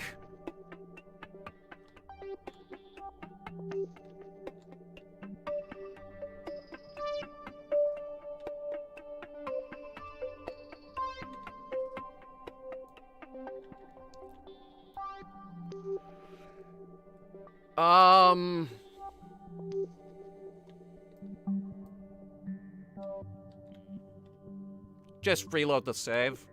This one doesn't count. This one doesn't count. That one doesn't count. I mean, I technically did it, but doesn't count.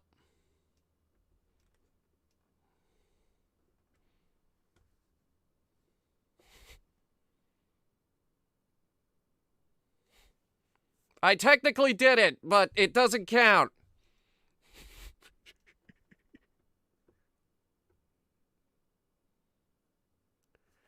All right, so where are we? 9,000 meters up. All right, let's try it again.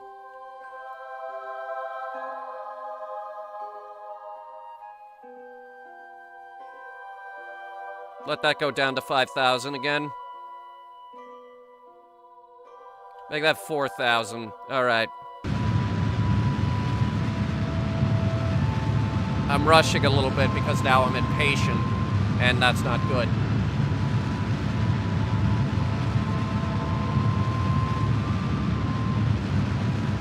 The design is idiot-proof, nothing will go wrong. Well, there's one small problem. The rocket is very tall and can tip over very easily. That's like the only flaw. And it doesn't even count, because, like, rockets are supposed to be tall.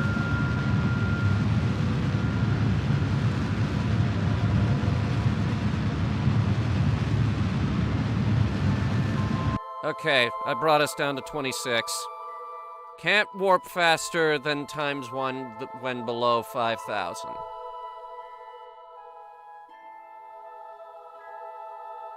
Huh. So I guess it thinks the ship is crashing. Well, we'll show them.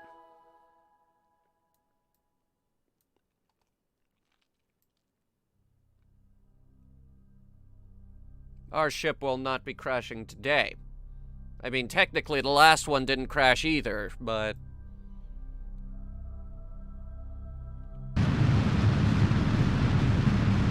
That was a perfect landing.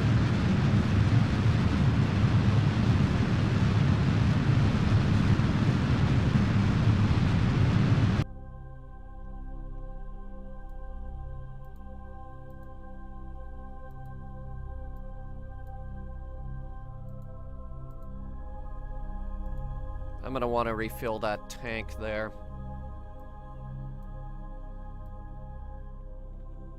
I can refill it, it's just...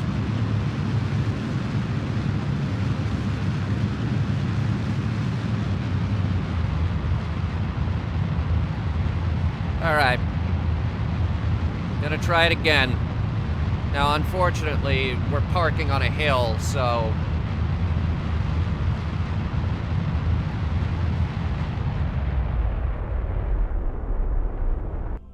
About 500 meters up. Yeah, that looks adequate.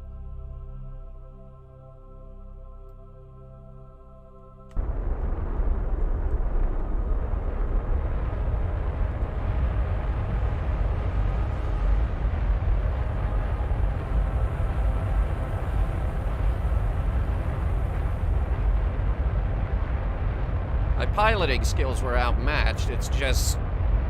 when you come down on a hill, you gotta hope that the landing legs actually do their job.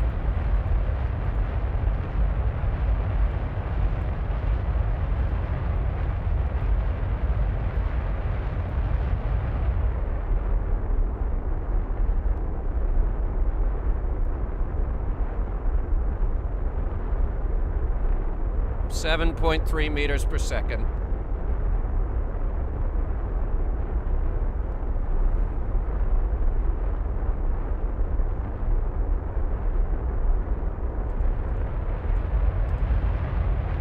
Alright, easy now.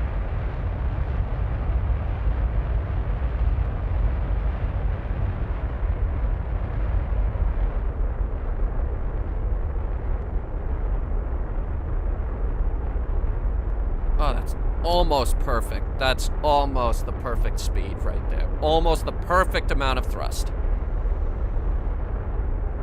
Alright, easy now. The moment the leg hits, we're gonna shut down the engine. Boom! And boys and girls, we just did it. Oh yeah, we did it.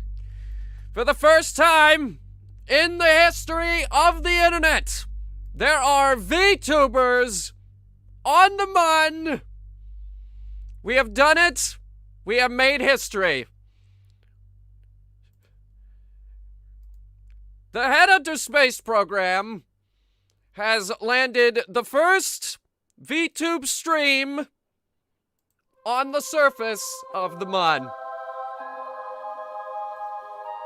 I would like to thank our sponsors for getting us this far. Green Man Gaming has been a long-time friend of the channel. I'd like to thank them.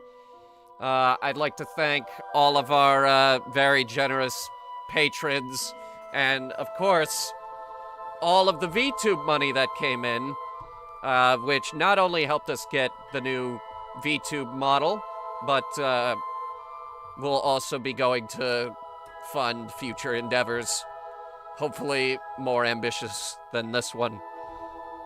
Let me go ahead and get the rest of the ladders figured out, and then we'll deploy the car. Is it sliding?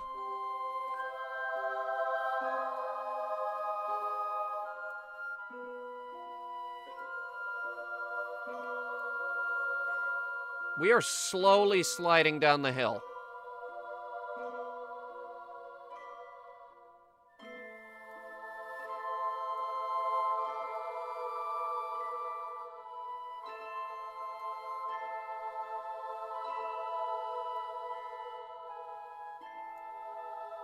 Well, let's go ahead and,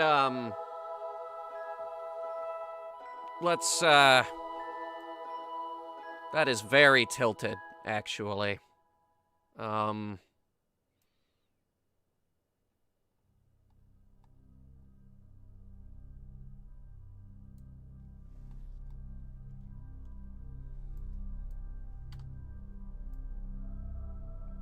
It's actually moving fast enough that it won't let me quick save.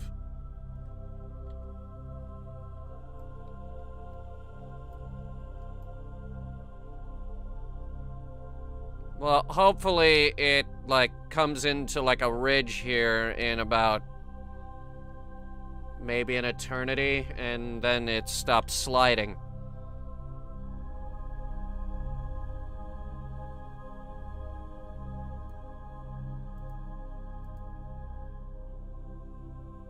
I really wish it would stop sliding, and then I would be more comfortable in continuing our...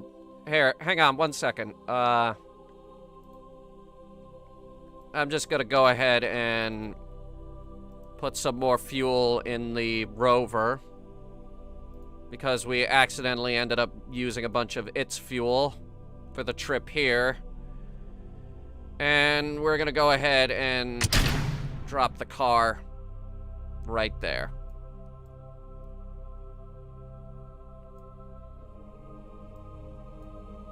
Oh, crap.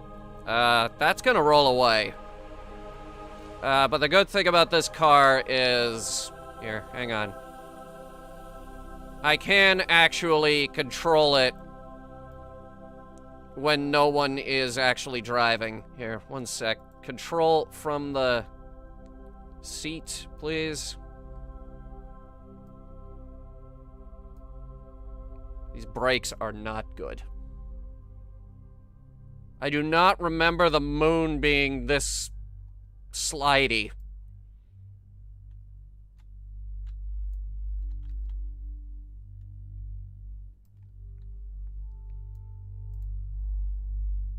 If we turn on the RCS thrusters on the car, it should help. 1 second.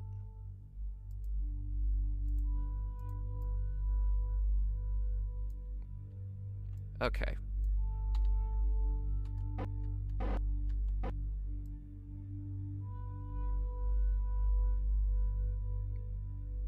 It is just sliding down the hill. Okay, there we go. I managed to get some time warp going. Now that should hopefully stop them from sliding. No, it made it go faster, actually.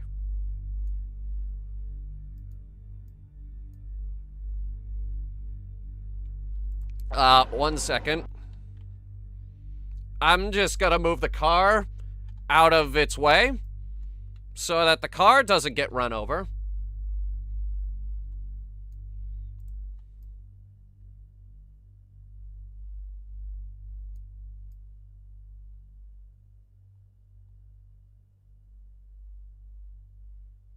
I wouldn't say it's a train wreck in motion, but it is in motion.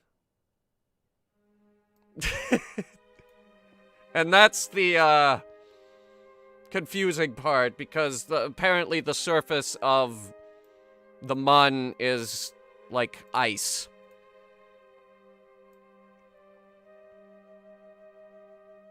With the rocket slowly sliding across the surface. Let's go for a walk. Let's fulfill the promise of landing a Kerbal on the Mun and returning him safely to Kerbal. That part comes later, though. We will be going back.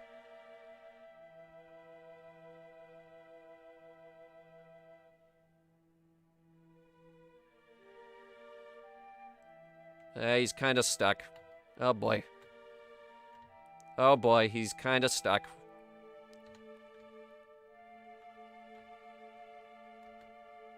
Here, let go of it, and then grab it again.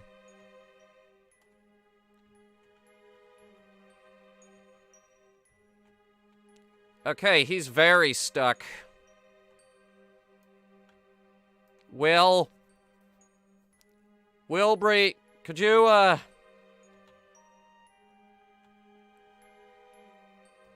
Here, I got this.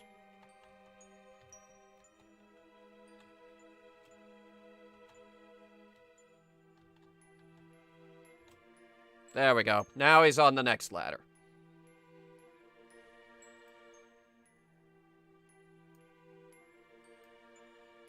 Okay. Our slowly sliding lander is, picking a spot to drop us off. The good news is, with the sliding, it does seem to have a top speed of only about half a mile a day.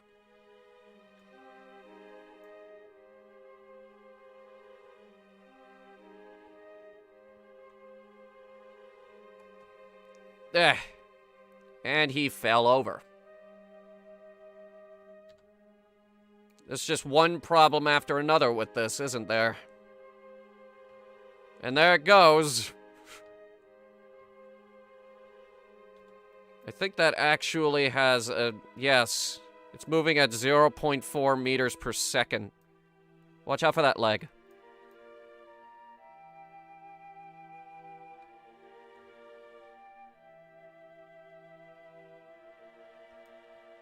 Well... Let's go ahead and raise the flag. Did I get landing gear with rollers on the bottom? I don't think so, but evidence points to maybe.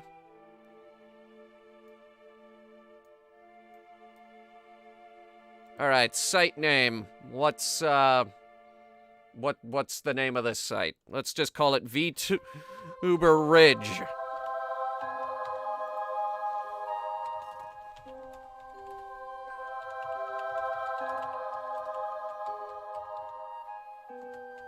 We came in peace for all VTube kinds. And then the rocket kind of slid away from us. The good news is it looks like we can catch up with it without breaking a sweat.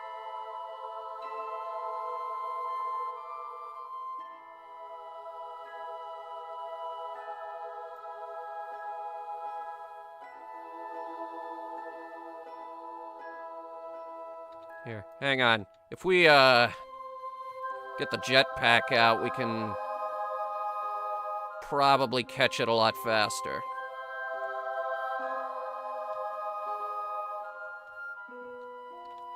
There we go. Just grab onto that. Grab onto that and don't let go.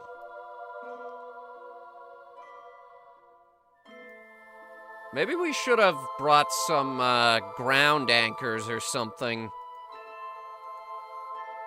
We had that option. I didn't think we would need them.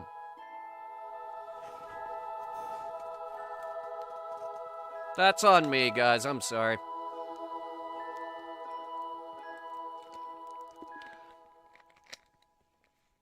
Good news is it does seem to be slowing down at least a little.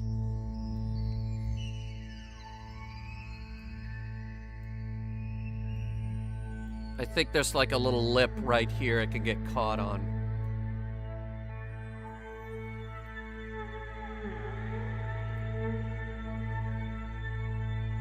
Alright, who's our scientist? That would be Dave. Alright, bring Dave out. We gotta start setting up the science equipment. What side are those on? That I believe they're on this side. Okay. We're starting with the control station. Or not. What the hell? Okay, well, first of all, he's gonna need to ditch his parachute.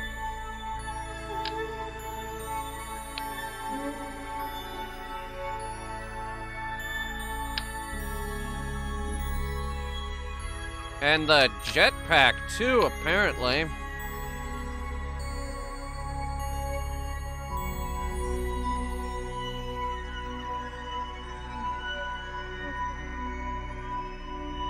Hey, look at that, guys!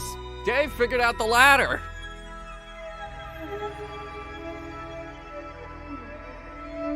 Oh, wait. I think the hill is shifting slightly. Yes, it is. Okay.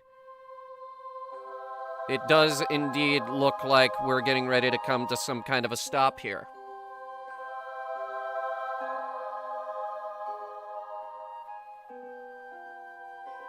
Let's just take 1 second and see what it does.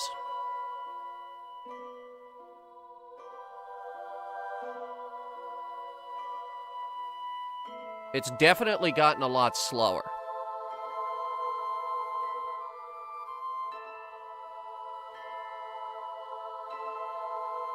I have an idea. I have a great idea. Hang on. Dave. Dave.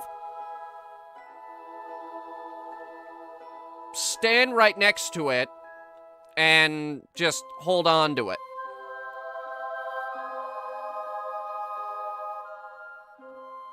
Be like a foot. Lion Wing, I don't know what that means. Alright, hang on. I think it's good, actually. I think it's finally stopped sliding. Alright. Let's go ahead and set up our, sort of research camp, I guess. Let's do it on this side.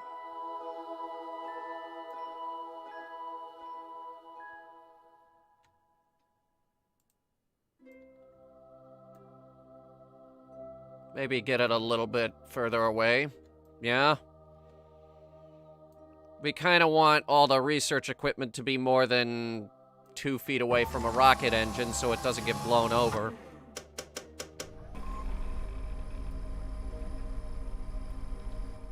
That's also gonna need power. So, you guy, keep holding the ladder.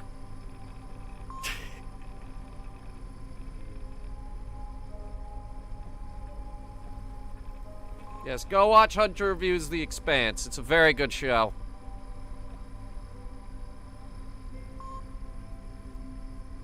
Alright, let's see. Power. We need these radioisotope thermoelectric generators.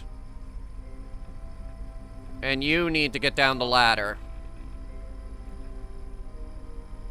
Without hurting yourself. Ellen. Ellen. Ellen.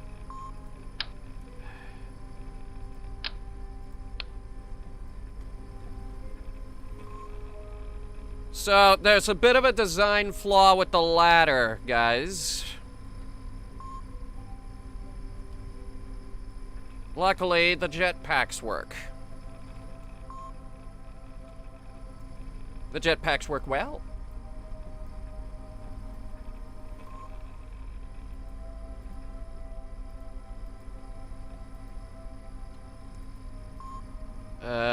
Alright, like I said, they're gonna have to jump for it, but... Oh. She kind of smacked her head into the engine.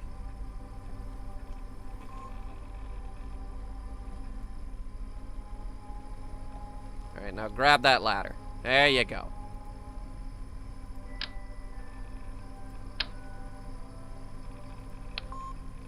Very slight design flaw here.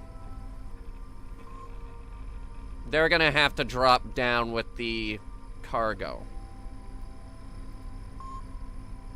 Because the ladder isn't long enough.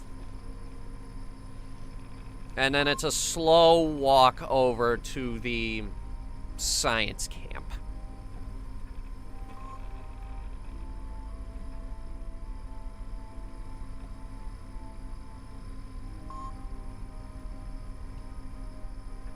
And now we can turn the power on.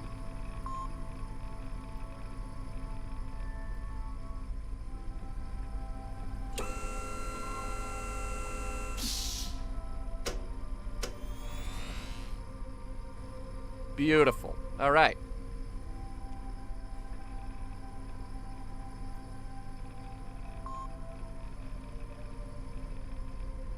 Hello, I love trains. There are no trains on the Mun.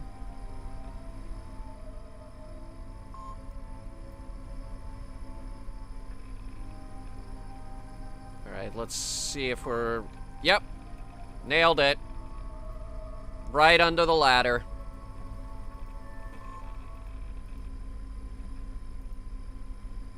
Alright, let's get the power figured out quickly so that we can move on to all of our science instruments.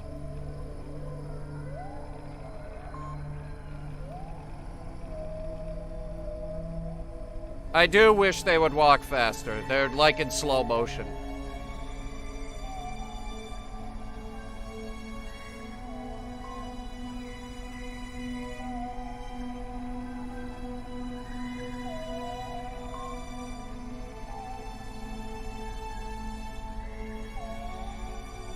Alright. Another radioisotope thermoelectric generator.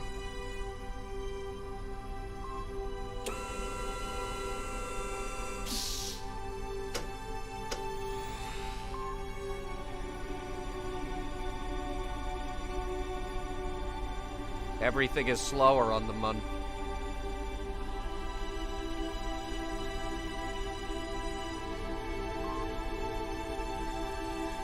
Okay, I keep hearing the Titanic 2 is becoming a real thing story, and... well, yes and no. Are there plans to build a Titanic 2? Yes. Are they actually going anywhere? Yes and no. They're out of money. Most of them are out of money, and one of them has been in development hell.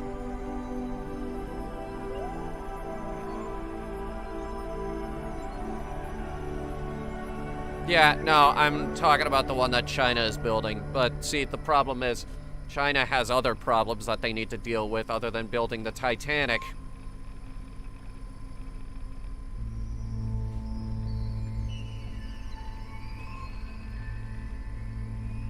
Alright, so this one is a solar panel.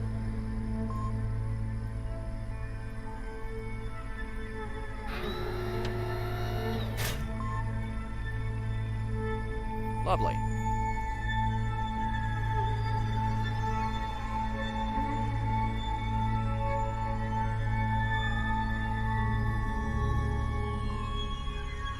Yes, like the imminent economic collapse. Exactly. Alright, we need our other guy now. Dave. Wasn't that the guy from 2001: A Space Odyssey? Dave? What are you doing, Dave? My mind is going. I can feel it, Dave. Daisy, Daisy, give me your answer to... Critics rave that 2001: A Space Odyssey is one of the greatest movies ever made by human beings. Only one problem. I have a counter argument, actually.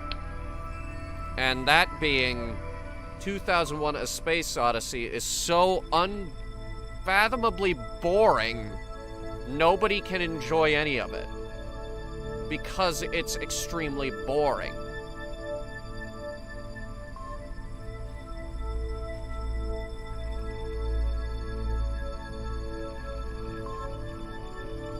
2001: A Space Odyssey is one of the most boring movies I have ever seen in my entire life.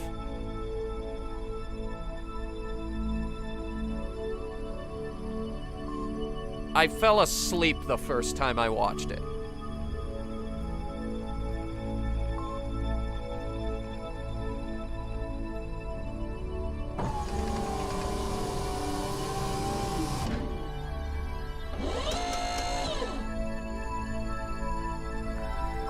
Is it more boring than the Star Trek motion picture Vtuber scene? Okay.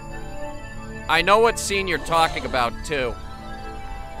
And the weird thing is, that Star Trek movie and 2001: A Space Odyssey, same vibes. You get the same vibes out of each movie. It's like one is slow and unfathomably boring, and the other one is slow and unfathomably boring. It's they are almost the same movie. They flow in exactly the same way.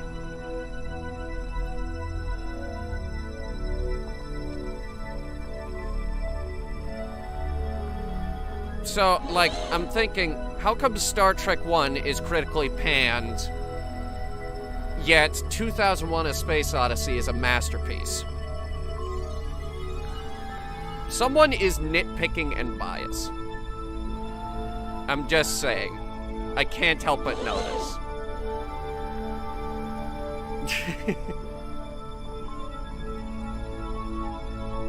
Alright, this is the seismometer. It's gonna look for earthquakes. Interesting thing, too, if we slam a rocket booster into the ground, this will pick that up. Unfortunately, I think that... yeah, the booster that we did have already crashed.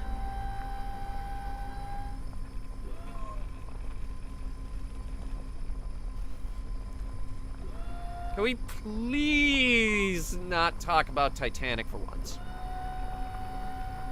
Please, we always talk about Titanic, and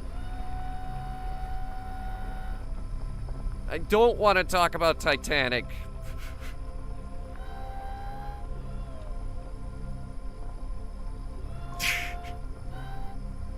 Russian earthquake machine? No, it doesn't make earthquakes. It's just a seismometer. It just detects earthquakes. Or in this case, mudquakes. The Enterprise? Which one? There are a lot of Enterprises. Also, I'm not that big on Star Trek.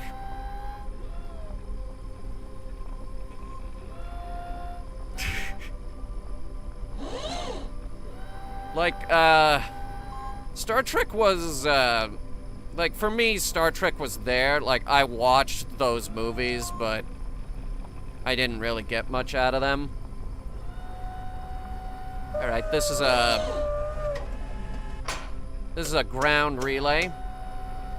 And that's gonna let us communicate really efficiently with the planet, even though it's not pointed at the planet. Is it pointed at the relay? Hang on.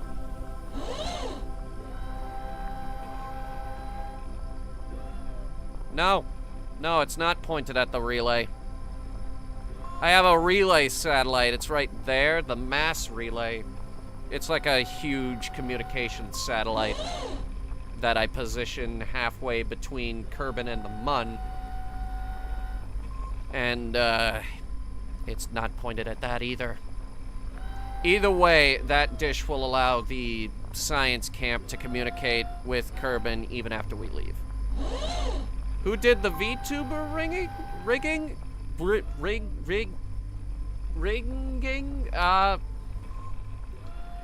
Give me a minute to pull that information up, actually. I would love to, credit them.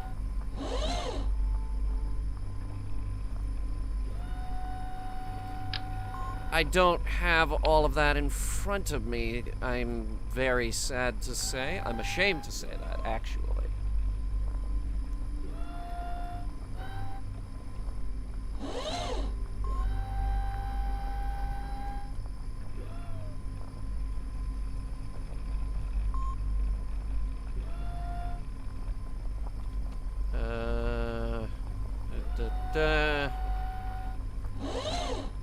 I'm doing 3 things at once. I'm reading what you guys say. I'm trying to track down the person who did the work on the new Hunter rigging, and I'm trying to place down some science equipment.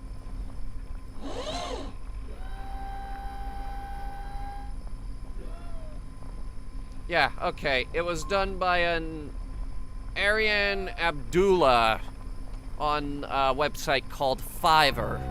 That's Fiverr, 2 R's. It was a commission, actually.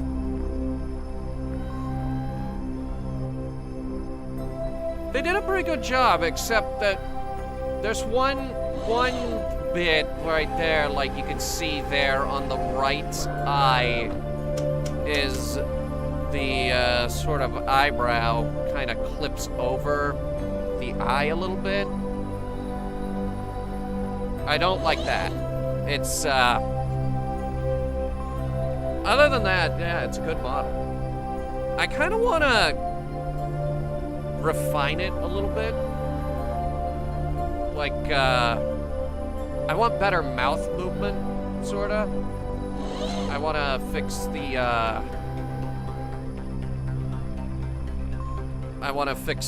eyebrow, and I kind of want to make it so that I can open the wings. Maybe get a new facial expression. Like, I want maybe a sad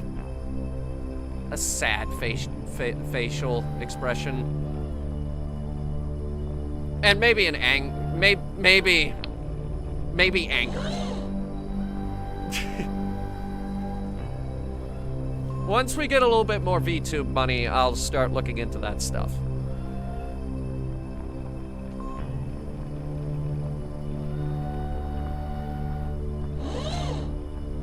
But, yeah, right now this is way better than the face rig model. Because the face rig model would lose tracking every 2 minutes, and then it would take forever to get tracking back. With this, I can stop and take a drink of water if I want to. We put a weather analyzer on the Mun, by the way. Like, we put this here, and it's not even helping. Yes, weather analysis on the Mun is... there is no weather. EVA report, the dust is getting everywhere. Surface sample. Appears to be fine dust with a grayish tone. Seems too flaky to make snowballs with. Shame.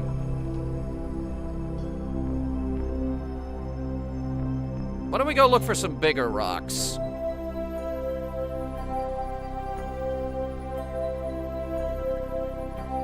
We could scan some bigger rocks. Alright, hang on. Dave is a scientist, so we can, combine him with our engineer. 1 second.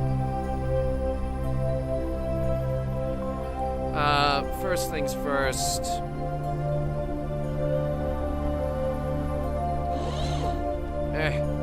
Grab it. He got it. He got it. Ah, he almost landed feet first. Ah, poor guy. That was almost perfect. All right, hey, Wilbury, you can come down now, actually.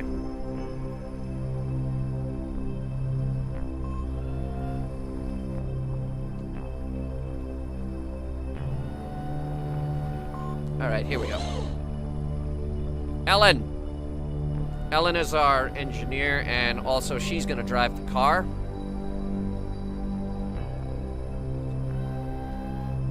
Trying to position directly under the ladder. Nailed it. All right. You're gonna go ahead and swap that parachute out for a jetpack.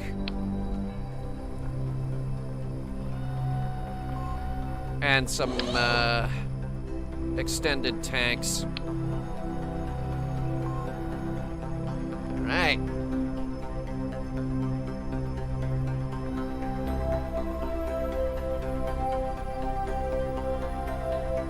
Good to go. Let's go grab the car, guys.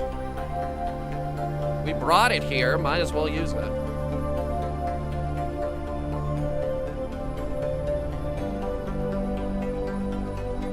But why did we park it so far away, I hear you wonder? Well, I kind of thought it would slide over to us. It didn't.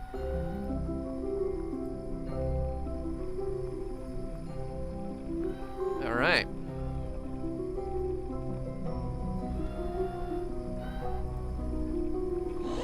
Here we go. Okay, so driving this is going to be like driving it. All right, it's gonna be ice road truckers for a little bit, guys. Unless I can, yeah, here we go. Traction control all the way up to 5.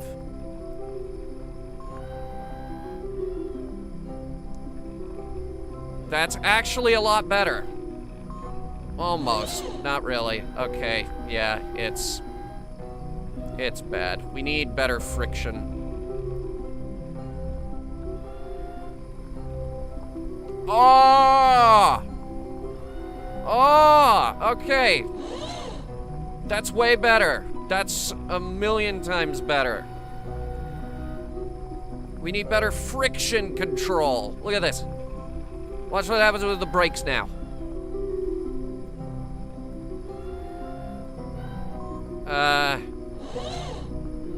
Hang on. Get the good brakes. That's the good brakes.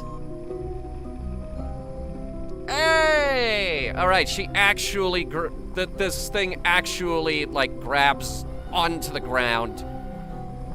All right, Dave, you'll ride shotgun, and the lander is moving again. Hey, Wilbury, could you, grab onto it and, like, just make sure it doesn't go anywhere? That'd be really helpful.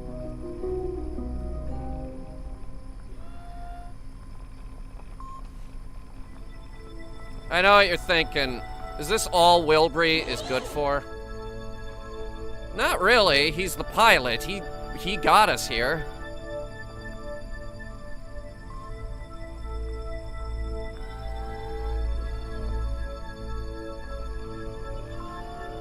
I think having someone, like, holding on to that is, like, slowing it down ever so slightly. I could be wrong. But it seems to be helping. On the other hand, it also seems to be sliding away from us at an alarming rate. But that's okay. We've planted the flag. We've set up the science camp. We don't... And we have a car, so we'll catch up. We'll catch up with them later. All right. Now, where are them rocks that we can scan? You know what? I'm just gonna go ahead and turn this on.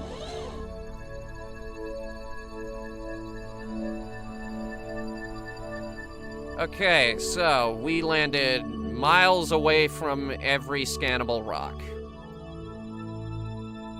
Goody. All right. Just follow the markers.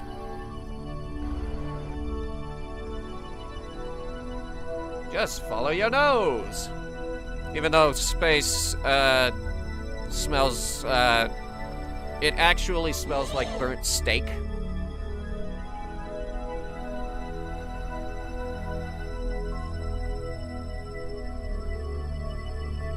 Scientists have been trying to figure out why space smells like burnt steak, and I believe it's the smell from the aftermath of the Big Bang.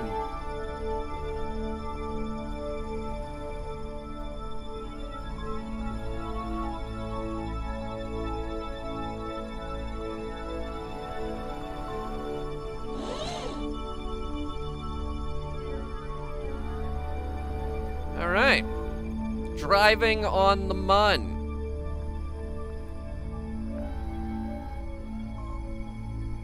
She's got a good amount of speed. All right, which one of these is closer? That one. Okay, and it looks like there's two things there that we can go ahead and scan. And we also have some fun little instruments on the rover itself. So we can get some gravity data, we can get some seismic data, temperature, atmosphere.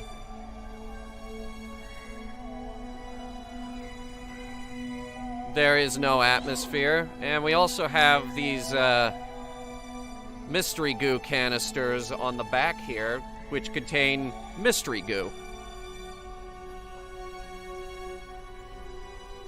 And we can go ahead and log that science data later. All right, what do we got here? We got, looks like a tiny rock and a miniature crater. That's good. We got two different things we can scan. And the good news is we brought the biggest scan arm for the job. So we can scan the whole thing. As long as we don't hit it. I've already applied the brakes.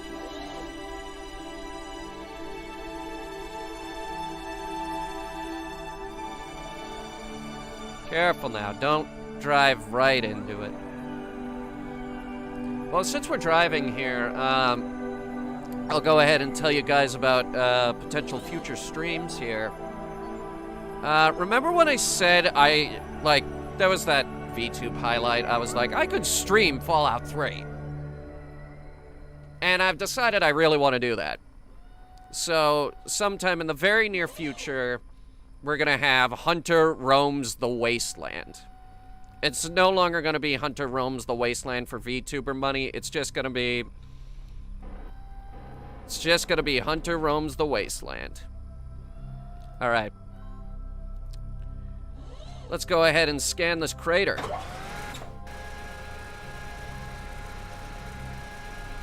Big arm.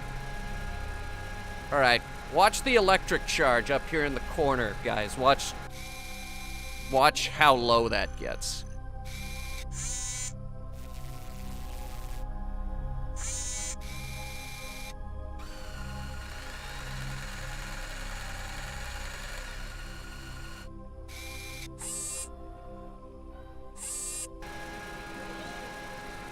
Yeah, that's about 1/3 of its power.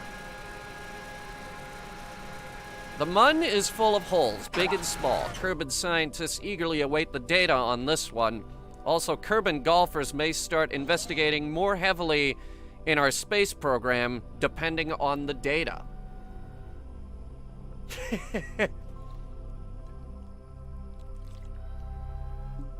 Which reminds me, we need to use those EVA science kits when we get back to the ship. Wherever the ship ends up. Still sliding around. Anyway, another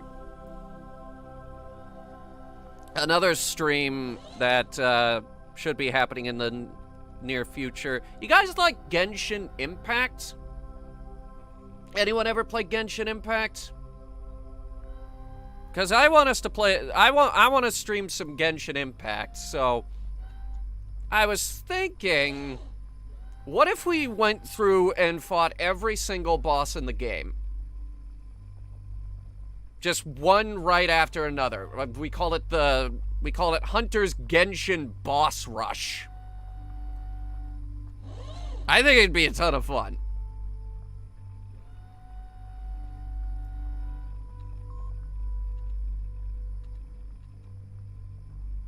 Hunter's Genshin Boss Rush. I actually also really like that name.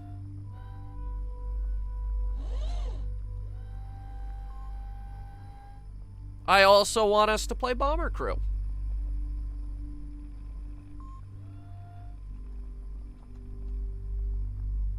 But, like, I think the big one is gonna be Hunter Roams the Wasteland. Because, like, Fallout is, like, woven into the DNA of Headhunter Productions, so can't really escape it.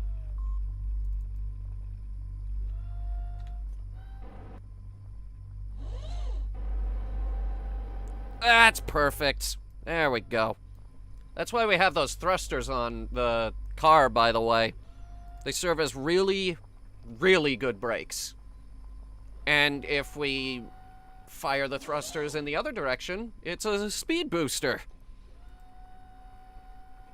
Oh, wait, hang on.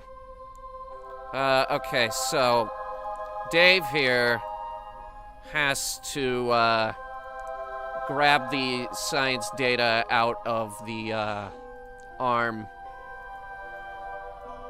Otherwise, we overwrite the crater data. And I'm also going to go ahead and take all of the data out of the instruments here. And then, because this is the greatest car ever designed, here, go ahead and collect the data out of the mystery goo container. And then, because this is the greatest car ever designed, we can store all of those experiments in the trunk. And then we could go ahead and scan the rock.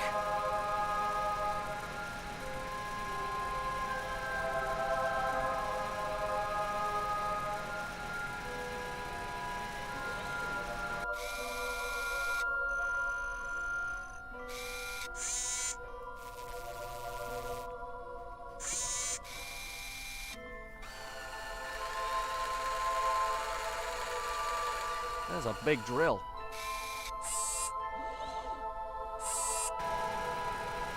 Munner rocks seem like they'll make excellent paperweights. They also give us clues to the history of our planet and others. But those papers aren't going to weigh themselves. Some of these you can pick up. Let's see if we can pick this one up.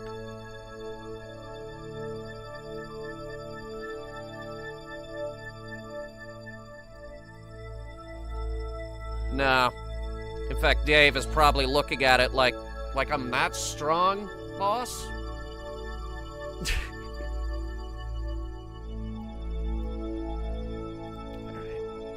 Come on, guys, it's your turn. Your turn to suggest a stream for us to do. What do you guys want to play? 'Cause I am open to ideas.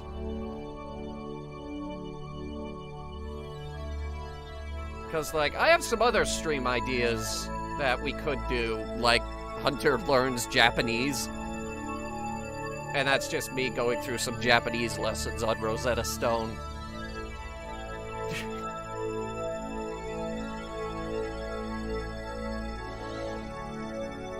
Hunter plays Supreme Commander. You really like Supreme Commander, don't you?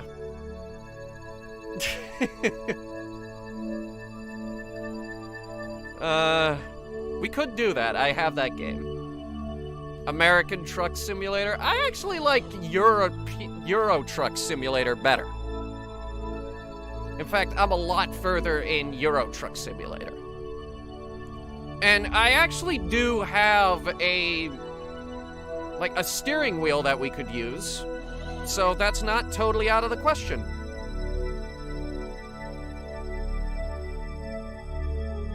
I mean, I could do American Truck, but I don't have any of the DLCs.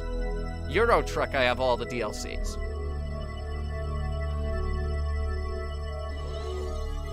I kind of want to do Euro Truck, actually. That might be fun.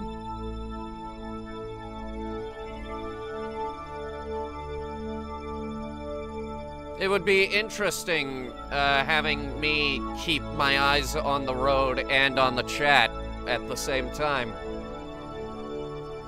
And by interesting, I, of course, mean horrifying.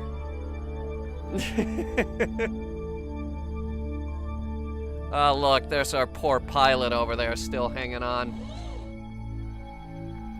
Still hanging on to the rocket. Oh, no! Poor guy.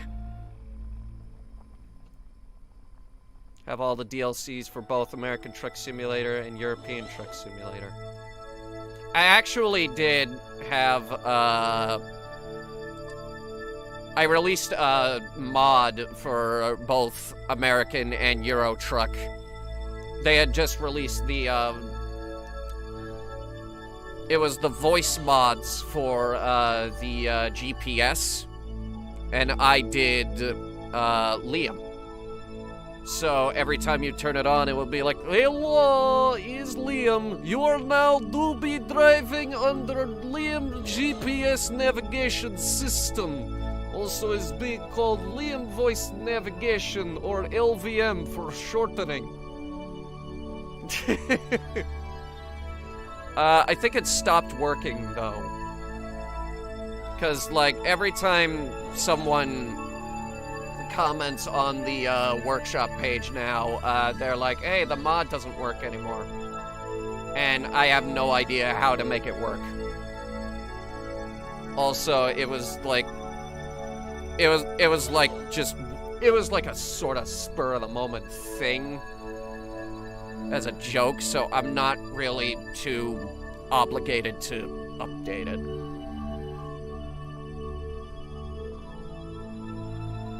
There's our ship, guys. Sliding down the hill. Slowly sliding. Slip-sliding rocket. When did we turn the Mun into a slip and slide? The slowest slip and slide this side of the solar system. Quick, guys, give me a few more S's.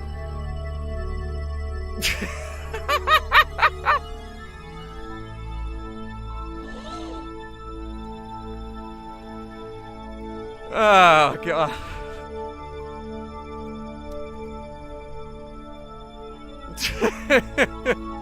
Name the ship Slippy? I've named Kerbal ships dumber names than that. Like, I named one of them Snowball. Alright, 1 second. We just got a few more science things we gotta do. We gotta do some EVA science. So, let's see what sort of EVA science we could do today. And hopefully, it's science that will make our ship stop sliding.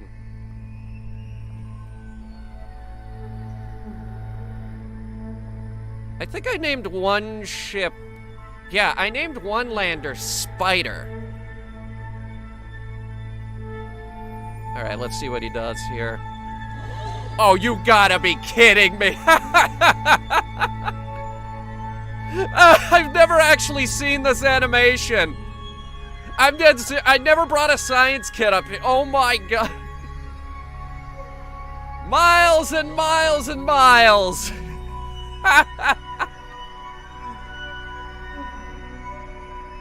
Watching the astronaut look through the EVA science kit has given us conclusive evidence that the new situation has not improved their creativity.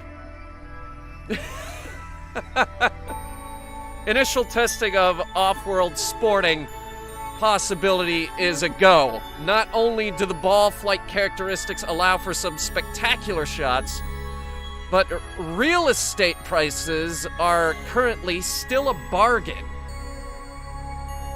I would actually argue that it would be very expensive to build a house up here. You son of a bitch.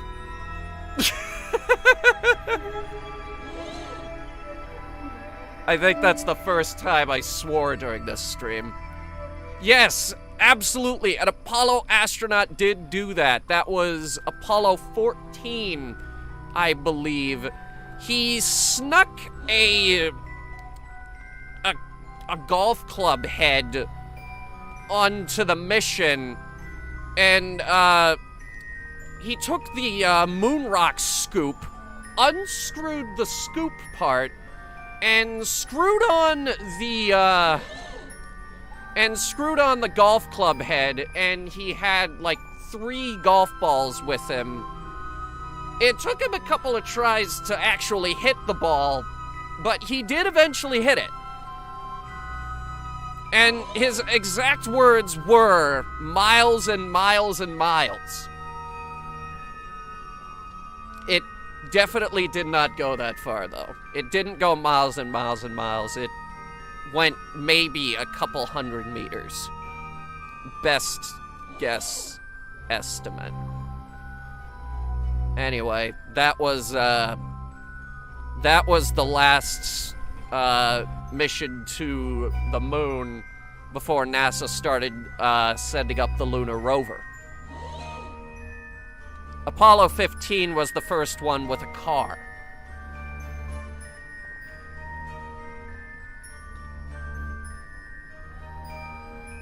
I did a text lecture on the lunar rover, actually. Fun fact about the lunar rover, there are no surviving lunar rovers on Earth. They were all sent to the moon. The ones that they have on Earth, like in museums and stuff, those were all like training prototypes. There are no lunar rovers remaining on Earth. They're all on the moon.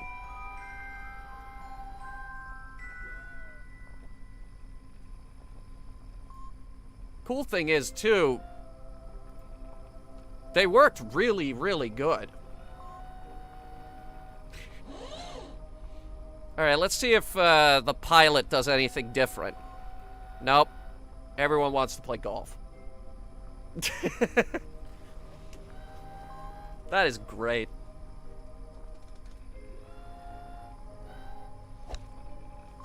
That's a great shot right there. Question. Answer. Please, ask your questions. I am full of knowledge. Like, actually full of... Cold waters? I don't know about that one.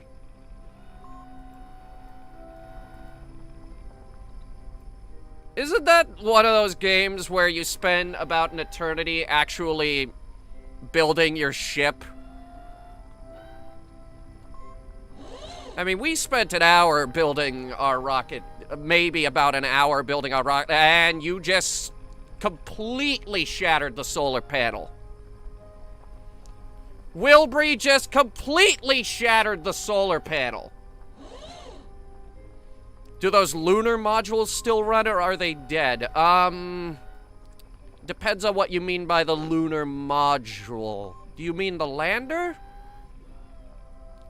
Because the thing about the lander is they had 2 stages. Stage 1 was like the landing stage, and then the ascent stage actually separated from that, rendezvoused with the command module, and then went home. Now, because of the sort of irregular gravitational patterns around the moon itself, 9 times out of 10, they slammed into the surface. There is one thing that there is one module that did survive. It didn't land. I think it was the Apollo 10 module. The Apollo 10 module was shot. Fired it. They fired its engine and had it go off into deep space. So that one is still out there, and that one was called Snoopy. And it's I think it's the only surviving lunar module. You meant the car thing? The lunar rover? The lunar rover... The thing about the lunar rover is once the battery died on that thing, that's it. It was done. But when they left, yeah, they still had power. I don't know if the battery has drained or deteriorated after all this time on the lunar surface, but those things ran really good. Like, they really, really liked those cars. Like, that was like, not even kidding. The astronauts who got to drive the lunar rover were like, oh, sweet, a car on the moon. How many people get to say that? I drove a car on the moon. All right, let's see if we can fix that.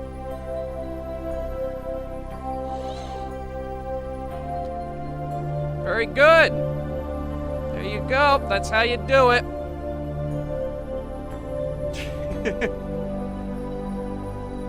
Yeah, because of the sun bleaching and all the radiation, I can't imagine the batteries have fared very well. Because, like, once those batteries died, they were dead for good. There was no way to recharge it. They weren't solar-powered like our car. The thing about the car that we have here today, this thing is solar-powered, has an underside radioisotope thermoelectric generator, and a probe core. So even after our astronauts go home, we can still drive this car.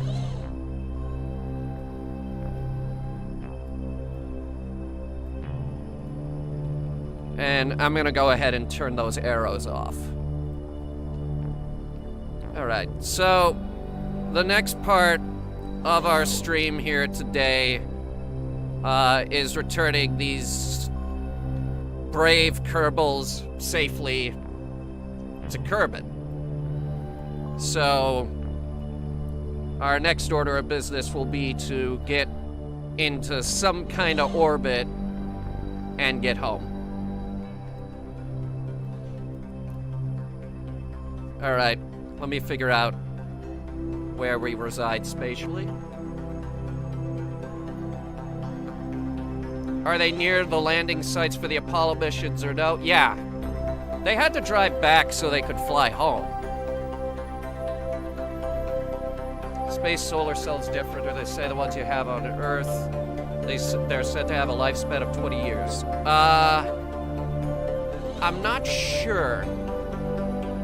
Of course, we're playing Kerbal Space Program, so our solar panels will last forever. But I'm not sure about, like, satellites and stuff.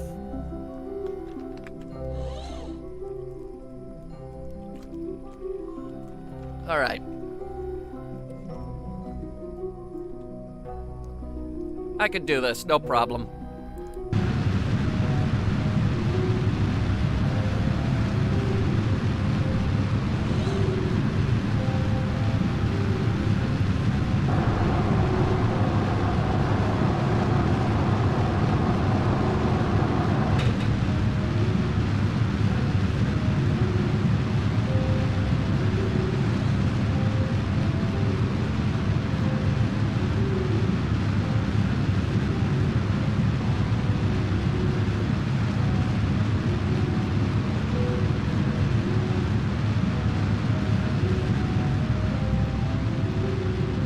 Taking direct control myself this time.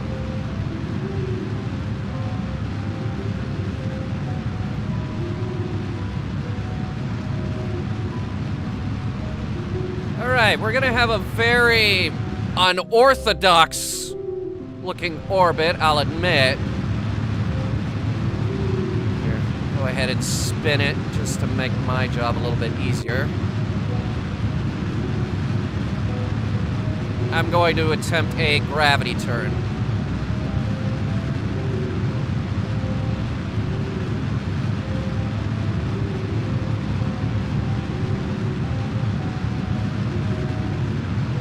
We have more fuel than we could ever burn, so I'm not worried.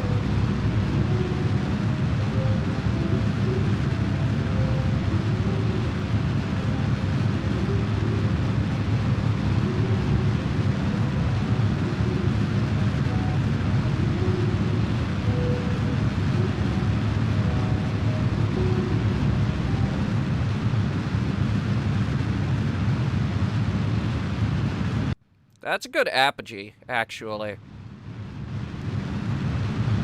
Alright, we're gonna drift.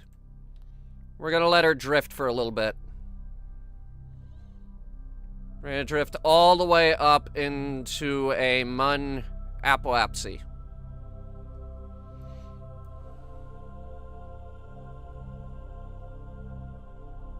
Alright.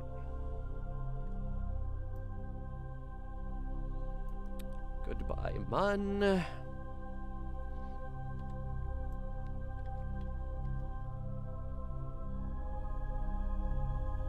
But we did it! We are the first Vtuber.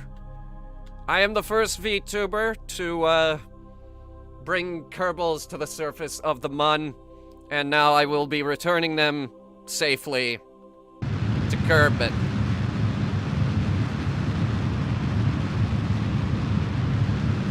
See if we can get into Mun orbit. Watch me.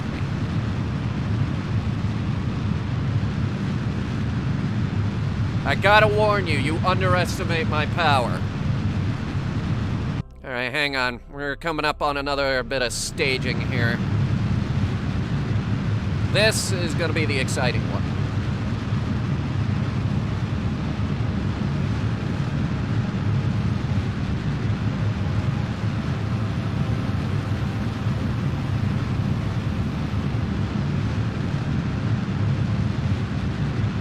There we go. They are completely dry. Except for 2 meters per second, apparently. How'd we do on those? Not bad. Alright. Could have been better. Could have been worse. Let's ditch them.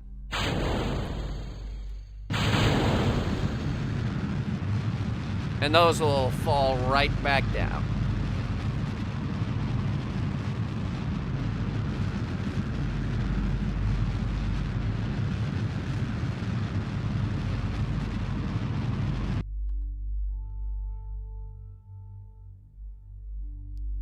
Alright. We'll go ahead and drift a little bit more over to the new apogee. We don't want to burn too much.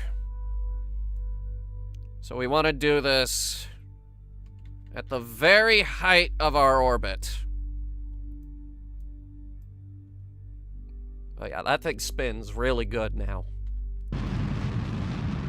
It's because of all that extra weight that we dropped. Hey, look! The seismic scanner picked up those boosters falling into the ground.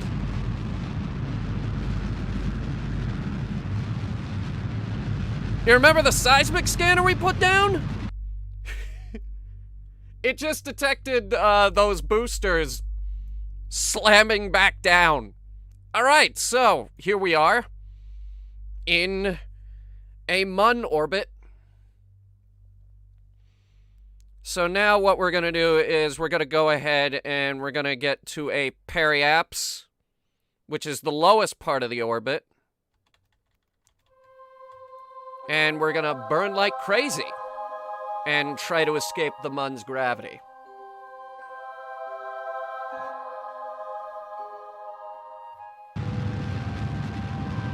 Which isn't too hard. The Mun doesn't have too much.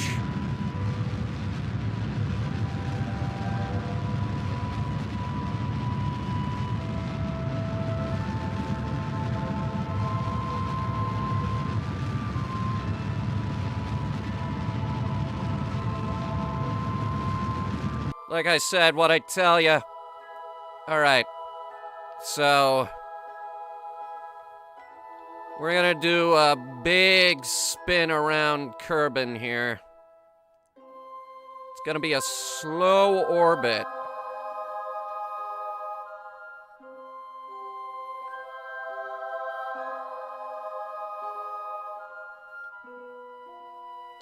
But way up here, where our speed is the slowest, we are going to go ahead and burn a little bit of retrograde.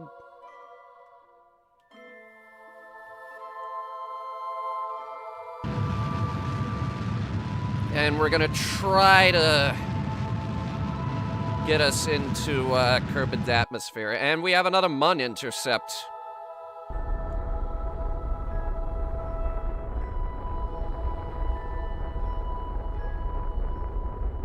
If we could get into the atmosphere,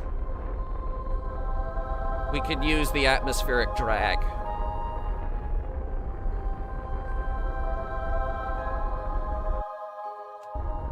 I think, yeah, 28,000's pretty good. Kingdom Hearts 3? I was never a Kingdom Hearts fan. I never got into it. Sorry to say. That's just me, though. You can enjoy whatever you want. Alright, we're falling back down. It's been 15 days in-game, but this is looking good. I think we're gonna make it. Alright, here we go. Oops, zoomed in too far. That is the fuel tank.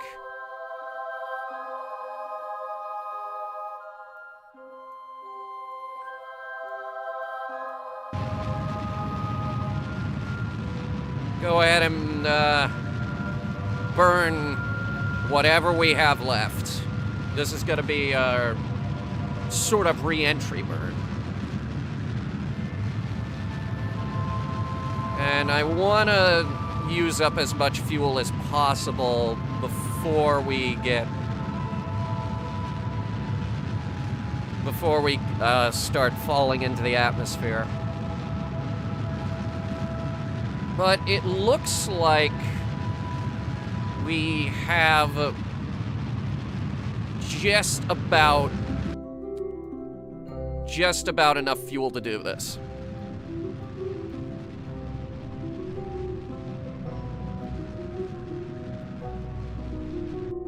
Alright, go ahead, shut down the engine. We may want to retract that antenna.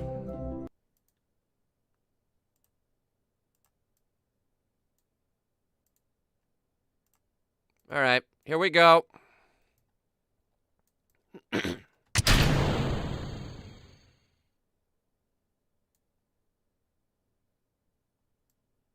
Hey, we're passing right over the Kerbal Space Center. Look at that.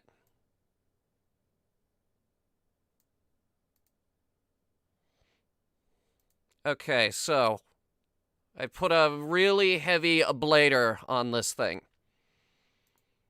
which will absorb any excess heat during re-entry. Unlike that thing, which should hopefully explode.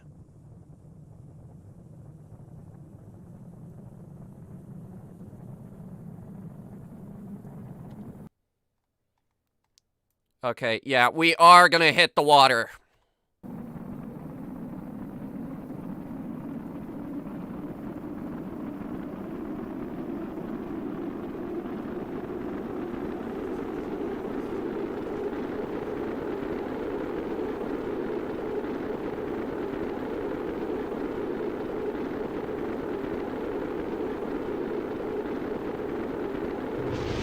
Up, there it goes exploding.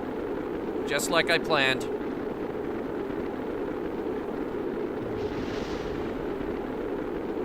That's the re-entry heat getting to it.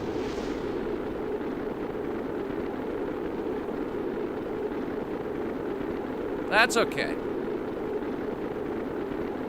The blader on the capsule is holding up okay.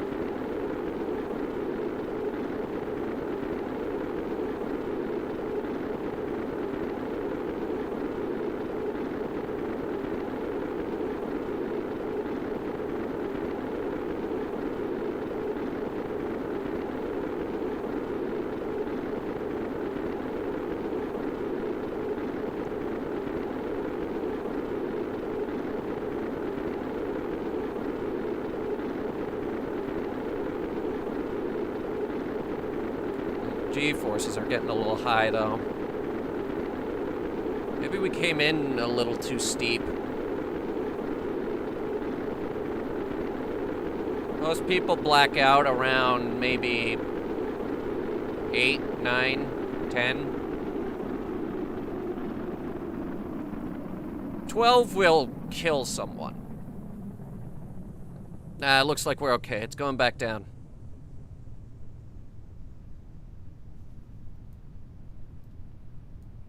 Alright, we're in free fall.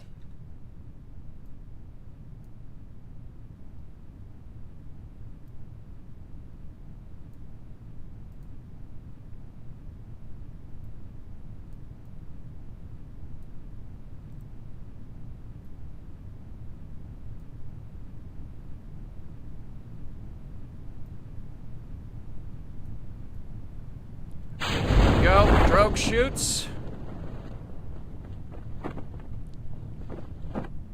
Those are gonna help slow it down.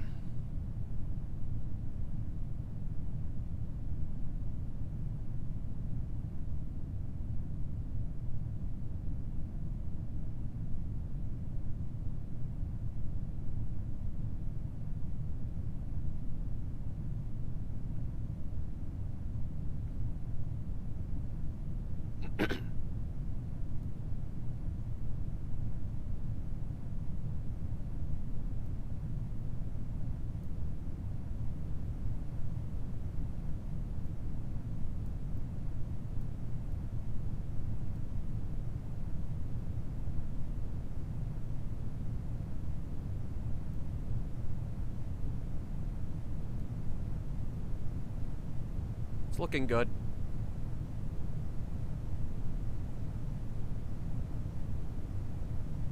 Looking very good, actually.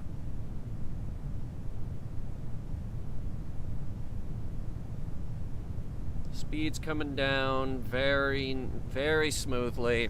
And once we open that main chute, it's... If the main chute fully deploys, that's it. We win.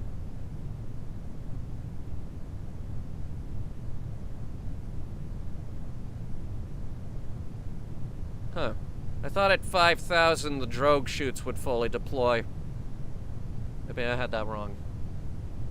What altitude do those need to be at? Oh. Half what I said.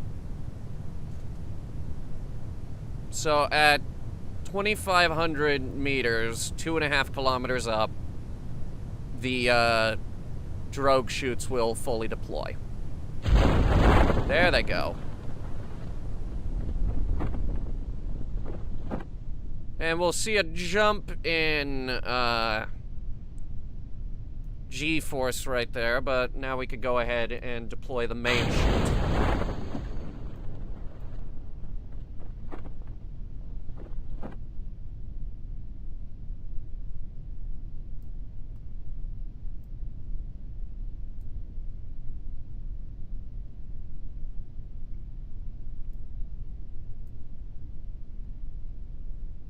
This is looking good. Yeah, we did it, guys. We landed a Kerbal on the Mun, and we returned all 3 of them safely to Kerbin. Not even Apollo could land 3 astronauts, because one poor guy had to stay behind in the command module. Poor guy.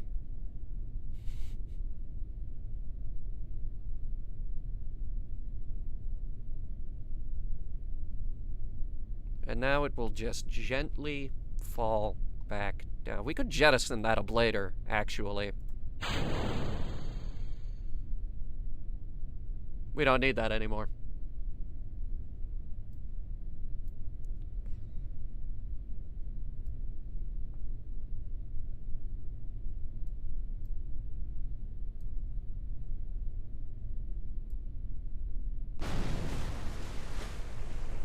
That would be the ablator splashing down in the ocean. Very nice.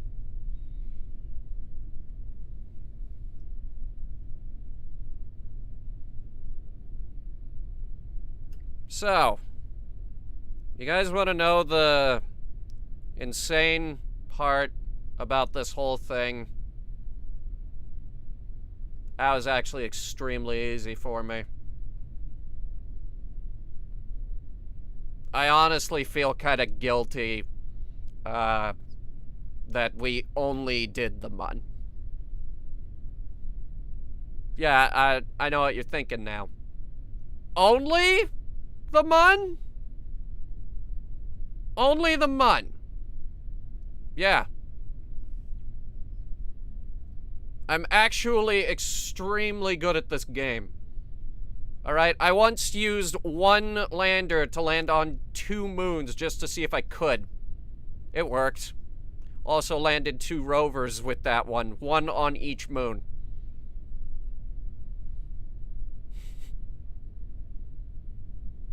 Maybe I should have started a fresh game where we have to work for the moon?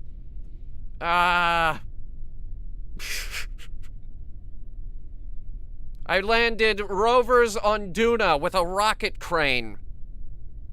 Multiple times.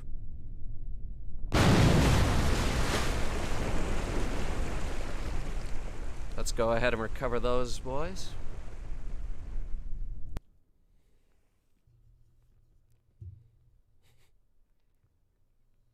I left a Kerbal stranded on Duna for years. Went and rescued him, and then sent him immediately to the Mun. To rescue another guy who was stranded on the Mun after one of my ships despawned. Due to a game update. I once landed a base on the surface of the Mun just to see if I could. It's still there. One time I did an impromptu stream where I captured an asteroid. It's still up there.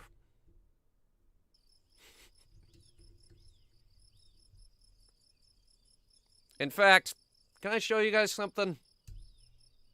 I'm gonna show you guys something. That guy that I left stranded on Duna for a couple of years, rescued, and then had him go to the Mun to rescue another guy and then bring him back. You want to know where he is right now? Where do you think that guy is right now? Where do you think Jofke Kerman? Jofke Kerman. The man, the myth, the legend, Jofke Kerman, who once jumped out of a spaceship to land on a moon with a jetpack just to see if he could. Where do you think he is right now? Well, I'll show you. Jofke Kerman is currently orbiting this game's equivalent of Pluto in an interstellar transport ship that I've named Pegasus. And I would love for you guys to see this masterpiece. This is the main ship for the Headhunter space program. This is the most expensive and over-engineered ship that I've ever built. And she is beautiful. I can't wait for you guys to see her. Oh god, I can't wait for this to load. I am dead serious. I am very proud of this ship.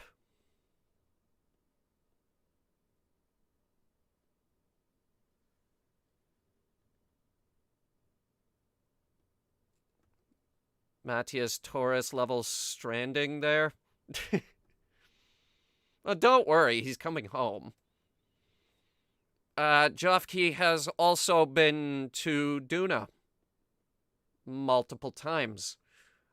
He also went to Bop, Pol, Dres, and now he went to Elu, which is the farthest planet from the sun in this game.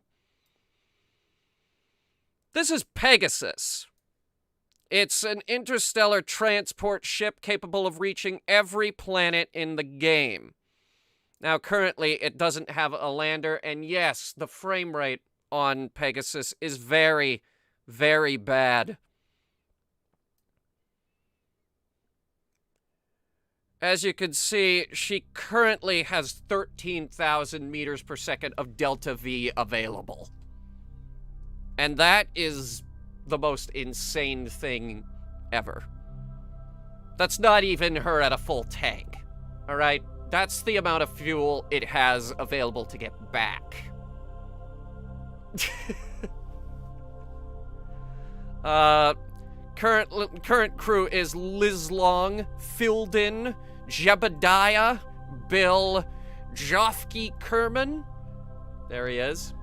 There's our boy. Bob, and Gus. There's a 7-man crew aboard Pegasus during any given mission. Reminds you of the ship from Sunshine. It looks nothing like the ship from Sunshine. Sunshine had a really big heat shield on the back. I think of it as a giant tree, because it's got the big solar panels in the back here. It looks like the top of a tree. And it's powered by a multitude of ion engines, which I will admit have been slightly modified to consume 100 times as much fuel, but for 100 times as much thrust. The reason I did it like this was purely for recording purposes. That's just so that the ship can actually get there in a timely manner. Otherwise, I would actually have to burn those engines for a full 5 hours to get anywhere in this game. She's equipped with an inline grabbing arm which is attached to a robotic arm. She has a built-in telescope, an onboard research laboratory, forward docking bay. That's where the lander goes when ever a lander is here. There is no lander here right now. The Elu mission is complete. Those videos are up over on the gaming channel. You can check those out now. We have already landed and ditched the lander. She is also equipped with storage modules for various scientific instruments, and also the newest module on board is trunk space. So she's carrying plenty of science kits, some repair kits, a spare jetpack. There might even be a spare parachute somewhere on board the ship here. Here, Jofke, could you step outside for just a minute so we can see this next part a little bit better? Thank you, Jofke. All right, if we head down here, we have the materials bay, which is where all the big science stuff goes down. We have a materials bay in there. We have a number of mystery goo containers. On the other side, we have, of course, trunk space. There's some extra batteries in there, some experimental fuel cells. This is my favorite ship. I absolutely adore this ship. Sure, it's not gonna win any beauty contests, but it's ours. It's a beautiful ship.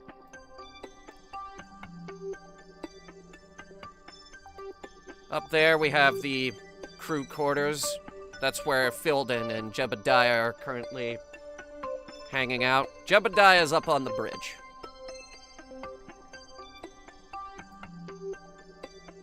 Currently, this ship has visited the Mun, Duna, Drez, Bop, Pol, and Elu. The next mission for Headhunter Space Program on the gaming channel will be to Moho, which is the closest planet to the sun.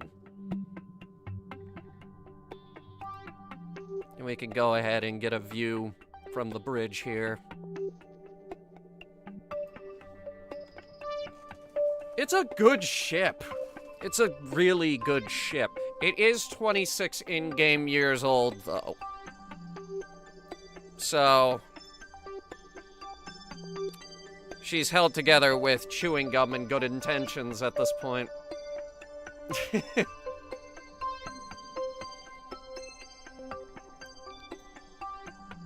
One day she'll visit every single planet. Because, like, after she's done with Moho, if she can get to Moho, it actually takes more fuel to get to the innermost planet than the outermost planet in this game.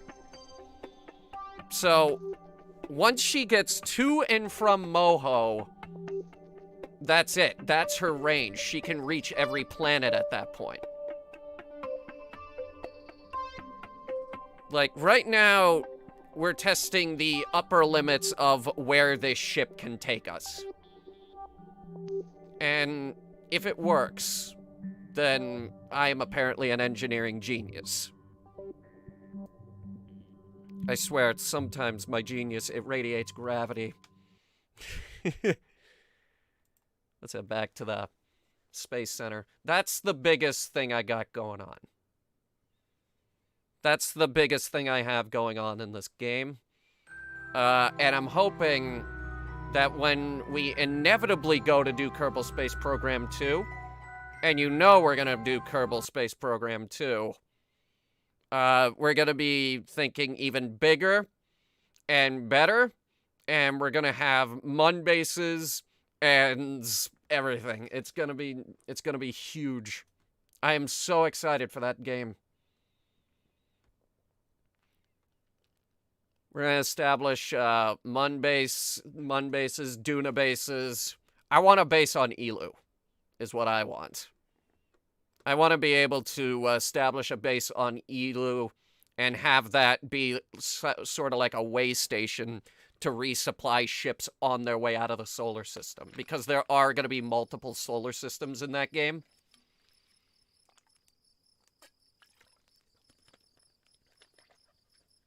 Yeah, it's very, very exciting stuff.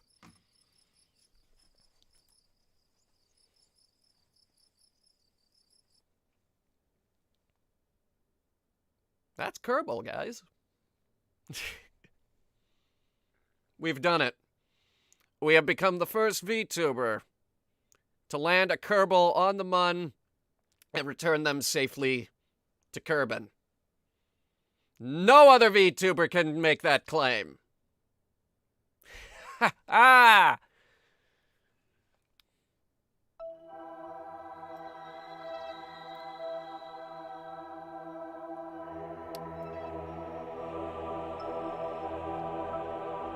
Why stop there? Why not go to Minmus? Or Duna? Or the big one, Eve? Eve is the big one in this game. Eve is this game's equivalent of Venus. And holy crap, it has a lot more water than I remember.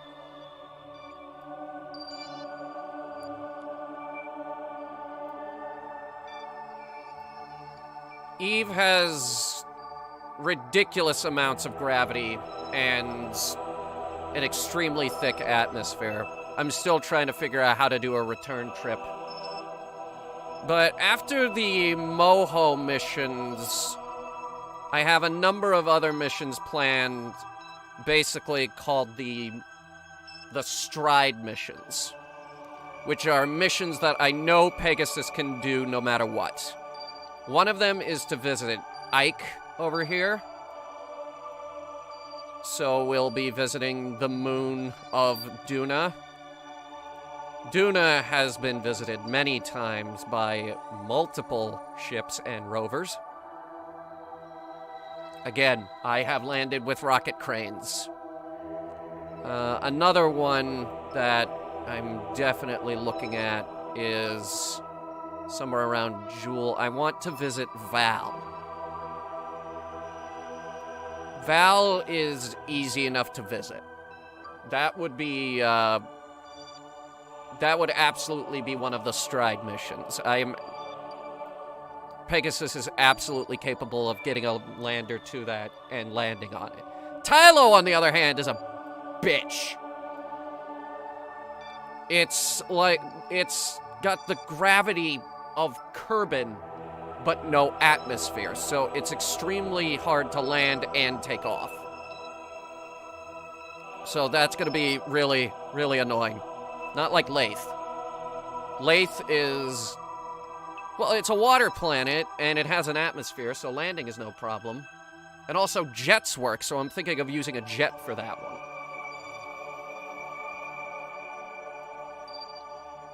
I've already visited Bop, which is a very tiny moon. There's the flag. There's Jofke Valley right there. That's where he hit the ground with his jetpack. Yeah, you thought I was kidding about him jumping out of the ship to land on a moon just to see if he could? No, there's his flag. He planted it. We have videos of it, actually. And then a rover had to go out there and pick him up. It was a nightmare. I will never do it again. And we also visited Pole.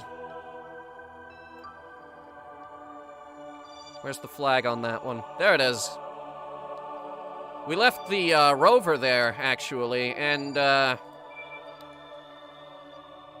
this is Spider. Hang on. You guys want to go visit Spider?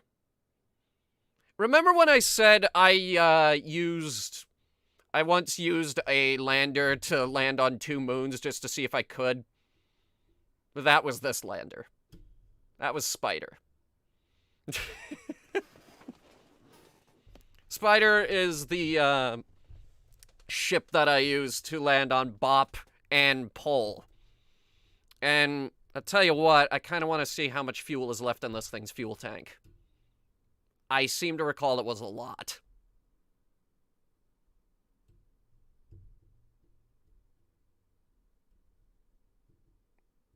Yeah, we gotta give that a minute.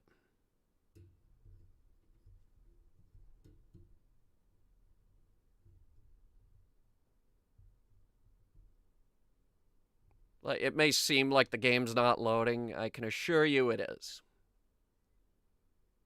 There it is. Here's the old girl, Spider. And it still has 1,500 meters per second of delta V left in its landing stage. Let me see, can I steer you? Yes, I can. I do miraculously get signal out here. Directly with Kerbal, nonetheless. Look at you go, Spider. This is the most impressive lander I've ever built, I swear.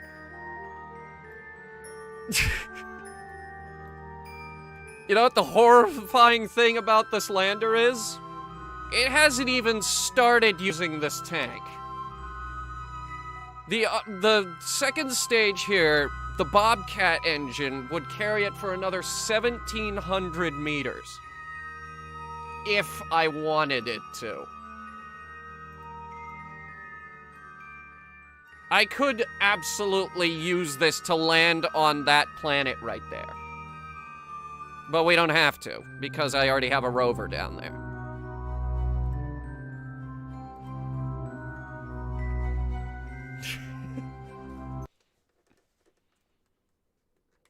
Yeah, I've been busy. Kerbal Space Program, Hunter's been busy.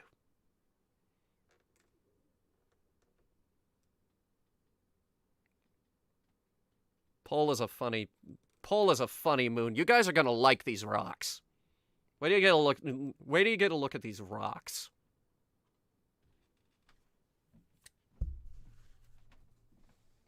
All right. This will be the last thing we do, by the way. I don't want to drag this out. All right. Here we go. What happened to the flag?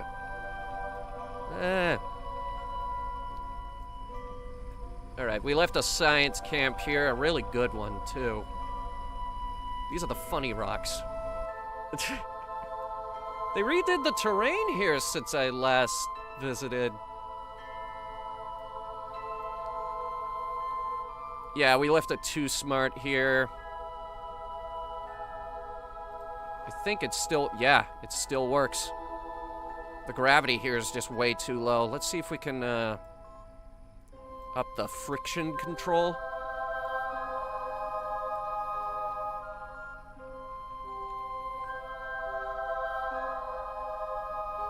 These are some really funny rocks.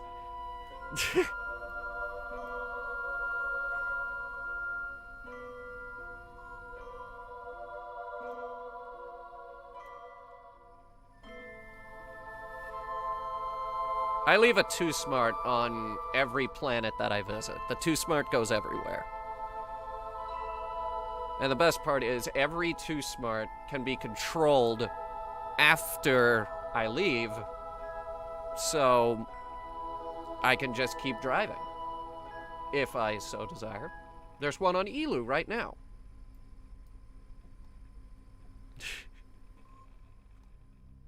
All right.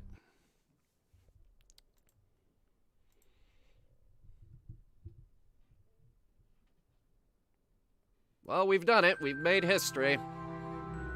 First Vtuber on the Mun. And we got him back, that's bonus points. Getting them there is most of the glory. Thanks for coming, guys. Really, it's been fun. We should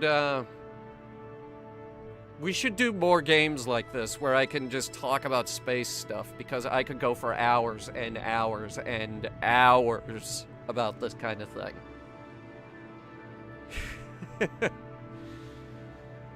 Thanks for coming, everybody. Yeah.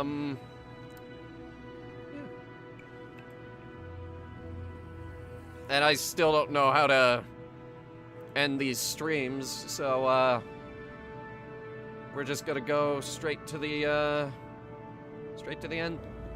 card. All right. Bye, guys.